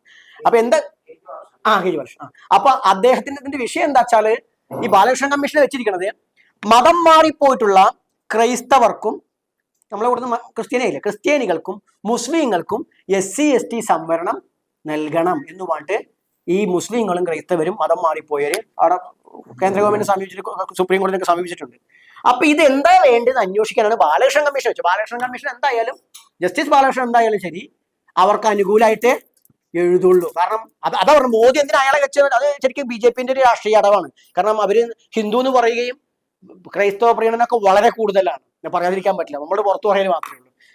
അപ്പൊ എന്താ വെച്ചാല് ഈ ഒരു ലക്ഷ്യത്തിലേക്ക് വെക്കുന്ന സമയത്ത് നമ്മളാണ് വേണ്ടതാണ് SC/ST സംവരണം ജാതി സംവരണമല്ല, ഒരു അവകാശ സമത്വം, നമുക്ക് അവകാശ തുല്യതയ്ക്ക് വേണ്ടിയിട്ടുള്ള, അത് ആർക്ക് വേണ്ടിയിട്ടാ? ഇവിടെ ദുരിതം അനുഭവിച്ചവർക്ക് വേണ്ടിയിട്ടുള്ളതാണ്. ഈ ദുരിതം എന്ന് പറയുമ്പോൾ ഒരാൾക്ക് അത് കിട്ടണമെങ്കിൽ SC/ST അവിടെ ആയിട്ട് കാര്യമില്ല, കൾച്ചറിക്കലി നമ്മളാവണം. ഞാൻ പറഞ്ഞ മനസ്സിലായില്ല നിങ്ങൾ? നമ്മളുടെ ആചാരാനുഷ്ഠാനങ്ങൾ പിൻപറ്റുന്നവർക്ക് കിട്ടിയാൽ മതി, അല്ലാണ്ട് നമ്മൾ ആചാരാനുഷ്ഠാനത്തിൽ പോയവർക്ക് ഇത് കൊടുക്കേണ്ട ഒരു ആവശ്യമില്ല. അവര് ക്രൈസ്തവരാണെങ്കിൽ അവരോട് പോന്നോട്ടെ. എന്നിട്ട് നമ്മളെ കൂടെ ഒരു 10 കൊല്ലം, ഞാൻ നേരത്തെ പറഞ്ഞല്ലോ 2 ദിവസം വന്നിട്ടേ സർട്ടിഫിക്കറ്റ് വാങ്ങിപ്പോ ആര്യ സമാജത്തിന് ഹിന്ദു ആവണ പോലെയല്ല, നമ്മളെ പിന്നാലെ ഈ കാരണവന്മാർ ഇത്രയും കാലം ഹല്ലേലൂയ പറഞ്ഞ ആൾക്കാരൊക്കെ എന്റെ ദൈവമായിട്ട് നാരോട് നെഞ്ഞത്തടിക്കട്ടെ എന്ന് നമ്മുടെ കൾച്ചറിലേക്ക് പറ്റും. അതാണ് ഞാൻ പറഞ്ഞ നമ്പൂരിയാവാൻ പാടില്ല. ഇപ്പൊ ചില ആൾക്കാർ പിന്നെ വീഡിയോ എന്തായാലും വരും, ചില ആൾക്കാർ ബ്രാഹ്മണ മതത്തിക്കാണ്, ഹിന്ദുയിസത്തിക്കാണ്, സംഘപരിവാറിക്കാണ്. ഞാൻ അതിലേക്ക് വിളിച്ചിട്ടേ ഇല്ല. അതുമായിട്ട് ഒരു ബന്ധം വേണം. നമ്മൾ ഒറ്റയ്ക്ക് നിൽക്കണം എന്നാണ് ഞാൻ പറയുന്നത്. നമ്മൾ മാറി നിൽക്കുകയും ഒന്നിച്ച് നിൽക്കേണ്ടടുത്ത് ഒന്നിച്ച് നിൽക്കുകയും ആരോടായാലും ശരി. ജനാധിപത്യ രാജ്യത്ത് ഒറ്റയ്ക്ക് മത്സരിക്കാനൊന്നും പറ്റൂല. അംബേദ്കർ ജയിച്ചതും പട്ടികജാതിക്കാർ വോട്ടുകൊണ്ടൊന്നുമല്ല. അപ്പൊ അവിടെയാണ് നമ്മൾ സകല മതം മാറ്റങ്ങൾ നമ്മൾ ചെറുത്തേ പറ്റുള്ളൂ. തിരിച്ചു വരാനുള്ള പദ്ധതികൾ ഇപ്പൊ നിങ്ങൾ കാവ് സംരക്ഷണ സമിതി ഇപ്പോൾ ഒരു തിരിച്ചു വരാനുള്ള പദ്ധതികൾ ഉണ്ടാക്കണം. ഞാൻ ഇതിന് വേണ്ടിയിട്ട് ഇടതുപക്ഷ സർക്കാർ 4-5 കൊല്ലം മുമ്പേ SC/ST വിഭാഗങ്ങളിൽ മതം മാറിപ്പോർക്ക് തിരിച്ചു വരാൻ ഇപ്പോൾ ഓൾറെഡി ആര്യ സമാജത്തിന് തട്ടിയിട്ടാണ്. അത് ശരിയാവില്ല. ഞങ്ങളെ പുണ്യാഹം ശുദ്ധീകരിക്കുന്നത് ഞങ്ങളെ വില കുറച്ച് കാണണം. ഞങ്ങൾക്ക് ഞങ്ങളുടെ പാരമ്പര്യം തിരിച്ചെടുക്കുന്നുണ്ട്. ഇടതുപക്ഷ സർക്കാരിന് ഞാൻ അപേക്ഷ കൊടുത്തപ്പോൾ അവിടുന്ന് വന്നു, ഇല്ല നിങ്ങൾക്ക് വരാൻ പറ്റില്ല. പിന്നെ ഞാൻ ചോദിക്കാൻ പോയില്ല, കൂട്ടായ്മ ഉണ്ടായിട്ട് പിന്നീട് ഒന്നിച്ച് ചോദിക്കാം, എന്താ ഞങ്ങൾക്ക് പറ്റാത്ത, എന്താ അല്ലിക്ക് ആ ഭരണം എടുക്കാൻ നമ്മൾ പോയാൽ എന്താ ഞങ്ങളെ പുണ്യാഹം ചെയ്തിട്ടല്ല, നമ്മൾ തെറ്റുപണം വെക്കാന്നൊക്കെയാണ് നമ്മളെയൊക്കെ നാട്ടിലുണ്ടാകുന്നത്. ഒരു വെറ്റിൽ അടയ്ക്കുന്ന നാണയം വെച്ചിട്ട് എന്നോട് പൊറുക്കണം. കാരണവന്മാർ പറയും 2-3 ആൾക്കാർ നമുക്കൊരു പഞ്ചായത്ത് ഉണ്ടാവും. ഓരോരുത്തർക്കും ഓരോ രീതിയാണ്. പഞ്ചായത്ത് ഓരോ പേര് വിളിക്കും, മൂപ്പനായിട്ട് മക്കളായിട്ട്. എന്നാലും ശരി പറയും, ശരി എല്ലാവരും തിരിച്ചെടുത്തില്ലേ? തിരിച്ചെടുത്തു. ഇതാണ് നമ്മളെ പരിപാടി. ഇപ്പൊ പിന്നെ സർട്ടിഫിക്കറ്റ് ഉണ്ടാകുന്ന സർട്ടിഫിക്കറ്റ് കഴിക്കണമെങ്കിൽ 10 കൊല്ലം 2-3 കൊല്ലം ഇവിടെ ഇരിക്കാൻ. ഇപ്പൊ അല്ലെങ്കിൽ തന്നെ ഇപ്പം വ്യത്യാസം പോയിട്ട് ഹല്ലേലൂയ പറയും. കർത്താവും യേശുവും തെറ്റല്ല കേട്ടോ, അത് വേറെ കഥ. അതൊക്കെ ദൈവവിശ്വാസമാണ്. ഞാൻ അതിന് കുറ്റം. നമ്മുടെ ആളുകൾ നമ്മളല്ലാതെ നിൽക്കണം. അപ്പൊ അതുകൊണ്ട് എന്താണ് മതം മാറ്റങ്ങൾ ചെറുക്കണം, തിരിച്ചു കൊണ്ടുവരണം. അടുത്തതാണ് ജനാധിപത്യത്തിൽ അവകാശ സംരക്ഷണത്തോടെ ഭരണ പങ്കാളിത്തം ഉറപ്പിക്കണം. ഇത് അംബേദ്കർ നമ്മളോട് പറഞ്ഞു. ഭരണ പങ്കാളിത്തം അംബേദ്കർ ആ കമ്മ്യൂണൽ അവാർഡിനെ കുറിച്ച് പഠിക്കണം. ഇപ്പൊ അടുത്ത് വിശ്വ ഹിന്ദു പരിഷത്തിന്റെ ഒരു ചാനലിൽ വന്ന കാര്യമാണ്, നമ്മൾ ഔദാര്യം വ്യക്തികളാണ്. ഞാൻ വെറുതെ പറയാനുള്ള സംഘടന ഉണ്ടെങ്കിൽ അവിടെ എന്താ ഒരു ചാനലുണ്ടല്ലോ അവർക്ക്, ഹിന്ദു വിശ്വാസം എന്നൊരു ചാനലുണ്ട്. അതിലുണ്ട് ഒരു വെളുത്തൊരു പെൺകുട്ടി നയിച്ചത് വേണം. സംവരണം പറ്റികളാണ് നമ്മൾ എന്നാ പറയുന്നത്. അപ്പൊ ആ സംവരണം പറ്റികളാണെന്ന് പറയുമ്പോ നമ്മൾ തിരിച്ച് കമ്മ്യൂണൽ അവാർഡിനെ കുറിച്ച് പറഞ്ഞു കൊടുക്കണം. ഇപ്പൊ കമ്മ്യൂണൽ അവാർഡിനെ കുറിച്ചാണ് ആനത്രാളിന്റെ കൂടെ അറിയുന്നവരെ കൈ വയ്ക്കിക്കോട്ടോ. മുന്നെയാണ് കമ്മ്യൂണൽ അവാർഡ്. കമ്മ്യൂണൽ അവാർഡ് അറിയില്ലല്ലോ, അതെന്താ അവാർഡ്? ഓടിയിട്ടാണ്. ഓടിയിട്ടത് എന്റെ പൊന്നു മക്കളെ, നമ്മൾ കമ്മ്യൂണൽ അവാർഡ് നമ്മളെ കയ്യിൽ ഉണ്ടായിരുന്നെങ്കിൽ നമ്മൾ ഇന്ന് നമ്മളല്ല.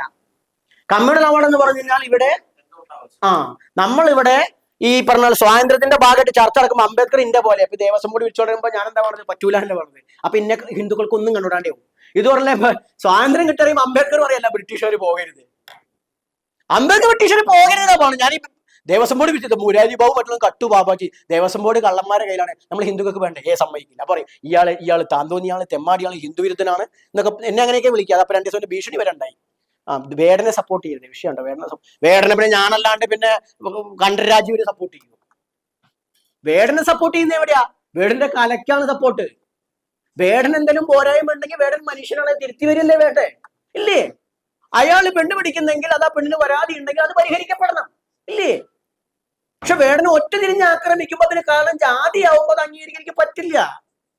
ഞാൻ വേടനെ നേരിട്ട് കണ്ടിട്ടില്ല, എനിക്കറിയില്ല. പിന്നെ ബിന്ദു അമ്മിണി നേരിട്ട് എനിക്കറിയില്ല.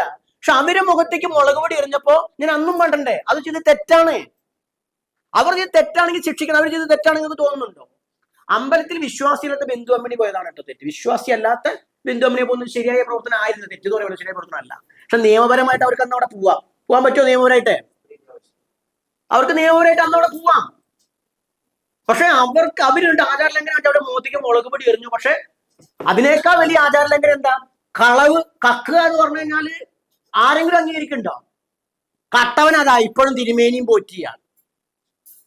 തന്ത്രി അറിയാണ്ട് അവിടുത്തെ മുതല് പുറത്തേക്ക് പോവോ? അവിടെ ഉള്ളത് ചെമ്പാന്നുള്ളത് സാക്ഷ്യപ്പെടുത്താൻ അവസാനം ഒപ്പിട്ട് കൊടുക്കേണ്ടത് തന്ത്രിയാ. രാജീവനാണ്, മോഹനാണ് ഒപ്പിട്ട് കൊടുത്തിട്ടുള്ളത്. എന്താ ചോദ്യം ചെയ്യാത്തെ?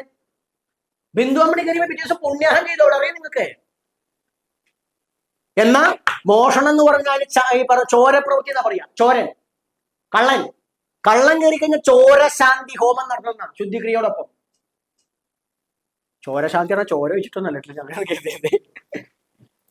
ഒരു ഹോമവും നടന്നിട്ടില്ല. അപ്പൊ പിന്നെ വേടനെ സപ്പോർട്ട് ചെയ്യണ്ടേ? പിന്നെ എന്താ പറയാ, ആചാര സംരക്ഷണത്തിന് വേണ്ടി ഒരുപാട് റാലികൾ നടന്നില്ലേ? എന്താ റാലി നടക്കാത്ത? അന്ന് റാലിക്ക് നിർദ്ദേശം കൊടുത്ത ആരറിയോ? സുരേന്ദ്രനല്ല, അത് BJP അല്ലേ. അയാളൊന്നും പറഞ്ഞ ആരും കേൾക്കില്ല. അത് പ്രതിപക്ഷ നായകന്റെ നേതൃത്വത്തിലാണ് സമരം ആരംഭിച്ചത്. പിന്നീട് ഒരു ഏറ്റുപിടിച്ച മറ്റേ പോപ്പില്ലേ, NSSന്റെ സുകുമാരൻ നായർ. സുകുമാരൻ നായർ ഇപ്പൊ എന്താ സുകുമാരൻ നായർ ഉണ്ടാക്കറിയോ? മുരാരി ബാബു സുകുമാരൻ നായരുടെ സ്വന്തമാണ്. അപ്പൊ ആചാര സംരക്ഷണം എന്ന് പറയുമ്പോൾ പട്ടികജാതി പട്ടികവർഗ വിഭാഗത്തിൽ ആരെങ്കിലും എന്തെങ്കിലും ചെയ്യുമ്പോൾ മാത്രം ആചാര സംരക്ഷണം വരികയും അയാൾ പെണ്ണുപിടിയാണെന്ന് പറയുമ്പോൾ നിങ്ങൾ ചിന്തിക്കണം. ശബരിമലയിൽ ഇപ്പൊ ഒരു പരിപാടി പന്തളത്ത് നടന്നില്ലേ? പമ്പയിൽ വെച്ചിട്ട് രാഷ്ട്രീയ പിണറായി വിജയന്റെ സർക്കാരിന്റെ നേതൃത്വം നടന്നു. രണ്ടിടത്തും വിളക്ക് തെളിച്ചാരറിയോ? കണ്ടൊരു മോഹൻരാ. ആ പേര് കേട്ടിട്ടുണ്ടോ? പണ്ടൊരു സിനിമാ നടിയെ പിടിച്ച കേസിൽ ആ ശബരിമല മകരവിളക്ക് പ്രശ്നം നടക്കുമ്പോ സ്ത്രീ പീഡനം ആരോപിക്കപ്പെട്ട വ്യക്തിയാണ് മോഹൻരെ. മോഹൻരെ പിണറായി വിജയൻ സർക്കാരിന്റെ പരിപാടിയിലും പങ്കെടുത്തു, പന്തളത്തും പങ്കെടുത്തു. ആർക്കും തോന്നിയില്ല പെണ്ണുപിടിയാനാന്നുള്ളത്. പക്ഷെ വേടൻ ആജീവനാന്ത പെണ്ണുപിടിയാണ്.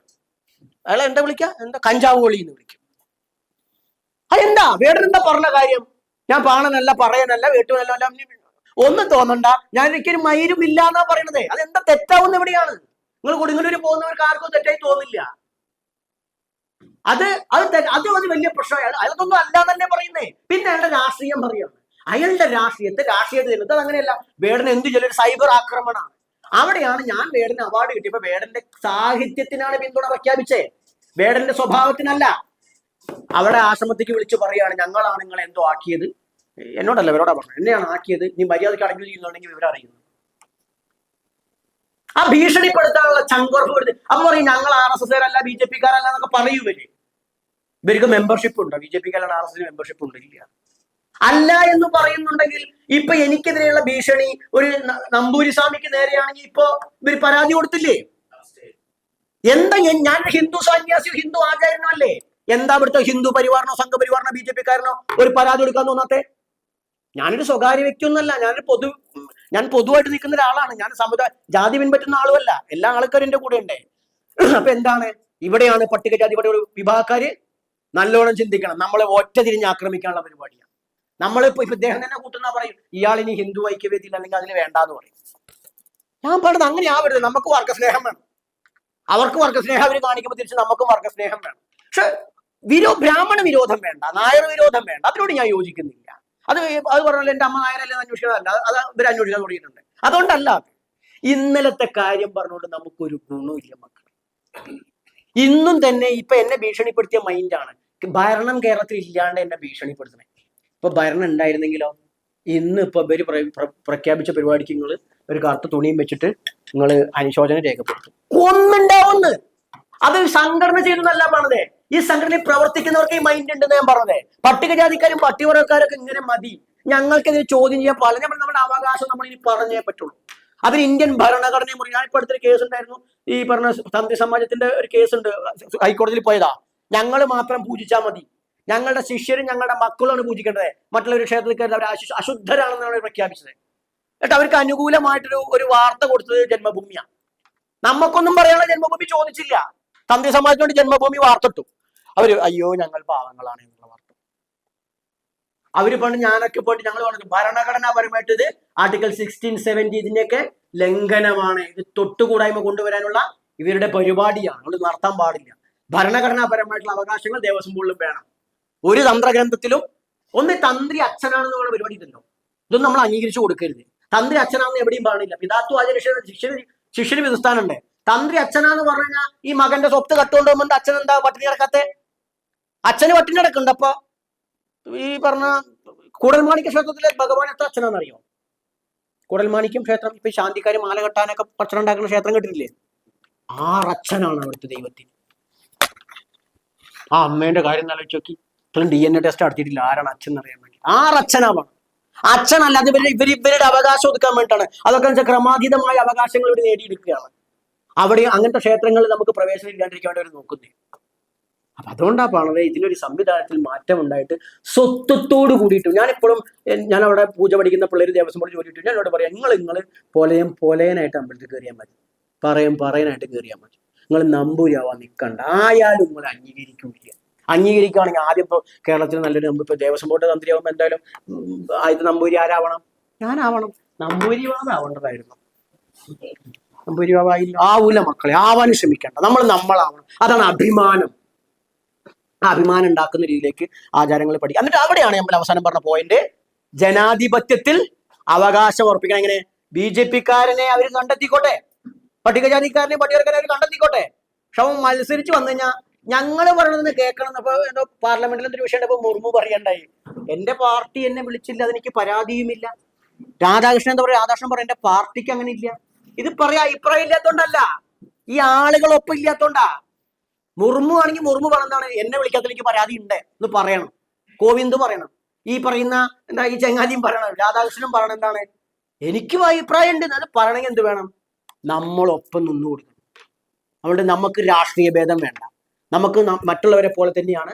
നമുക്ക് നമ്മുടെ ഇപ്പൊ ഹിന്ദുക്കളുടെ ആളുകൾ ഇവിടെ ഇല്ല എന്ന് പറഞ്ഞ പോലെ നമ്മുടെ നേതാക്കൾ അംബേദ്കർ ഇഷ്ടപ്പെട്ട പോലെ നമ്മുടെ ആളുകളുണ്ടായിരുന്നു. ഇതിനൊക്കെ ആത്യന്തികമായിട്ട് വേണ്ടത് സ്വത്വബോധമാണ്.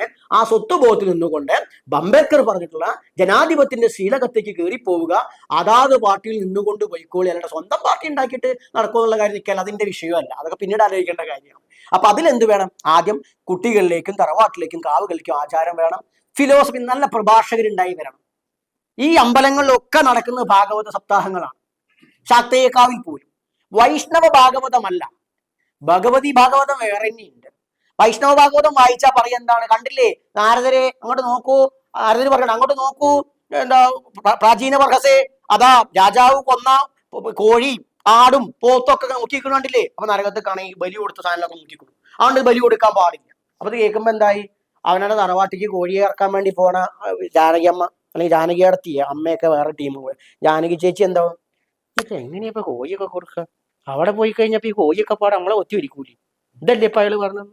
എന്നിട്ട് അവിടെ പോയിട്ട് പുരോഗമനം പറയും, അതേ കോഴിയൊന്നും വേണ്ട, അതൊക്കെ പണ്ടത്തെ ആചാരമാണ്, അതൊക്കെ അറിവില്ലാത്ത ആൾക്കാർ എന്തൊക്കെ ചെയ്തു വെച്ചതാണ്, ഇപ്പൊ അതൊന്നും ഇല്ലാണ്ടാ ചെയ്യേണ്ട, നമ്മള് കുറച്ചൊക്കെ നല്ല രീതിയിൽ ചിന്തിക്കണം.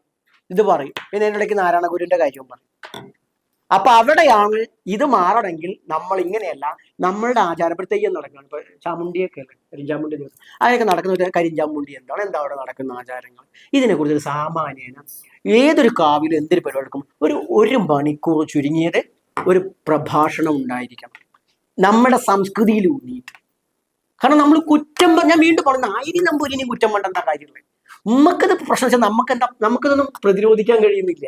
എനിക്കൊരു പരിധിയില്ല. എനിക്ക് ഒന്നാമത് നമ്മുടെ ആൾക്കാരെ സപ്പോർട്ടിനെ വളരെ കുറവാണ്, അദ്ദേഹത്തിനൊക്കെ നന്നായിട്ട് അറിയാം.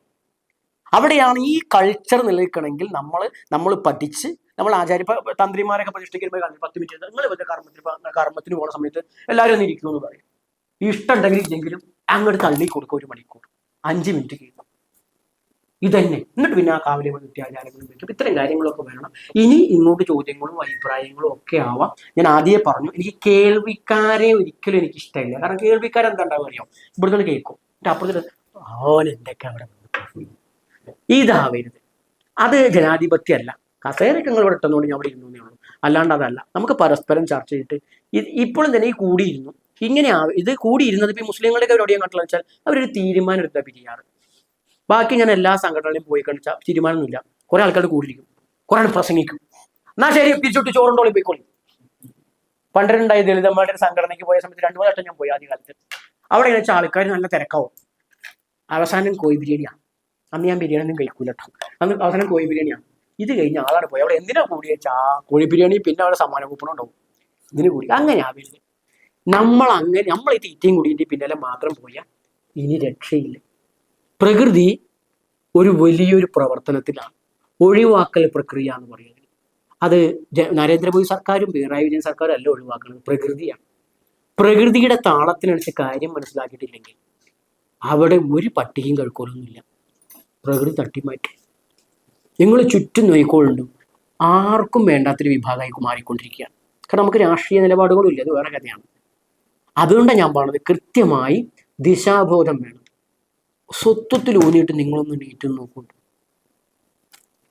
KPMSകാരനും എന്താ CSDS മറ്റവനൊക്കെ വരും. കാരണം അവരൊക്കെ എന്താ വെച്ചാൽ അവരുടെ കൂട്ടത്തിലൊക്കെ ആളുണ്ട്, പക്ഷെ അവരൊന്നും അടിസ്ഥാനപരമായി സ്വത്വമില്ല. സ്വത്വമുണ്ടാകുമ്പോൾ വിശ്വാസികളാണ് എല്ലാവരും. ഒരു തുലോം തുച്ഛമുള്ള ഈ ദലിത് ആക്ടിവിസ്റ്റുകൊണ്ട് വിശ്വാസമില്ലാത്ത കുറച്ച് ആൾക്കാർ അവരും തള്ളിക്കളയണ്ട, അവരും കൾച്ചറിനെയൊക്കെ ഇഷ്ടപ്പെടുന്നുണ്ട്. ഇവർക്കൊക്കെ ആശ്രയിക്കാൻ ഒരു സംവിധാന വ്യവസ്ഥ ഉണ്ടാവണം. അത് കാവും പതികളുമായിരിക്കണം.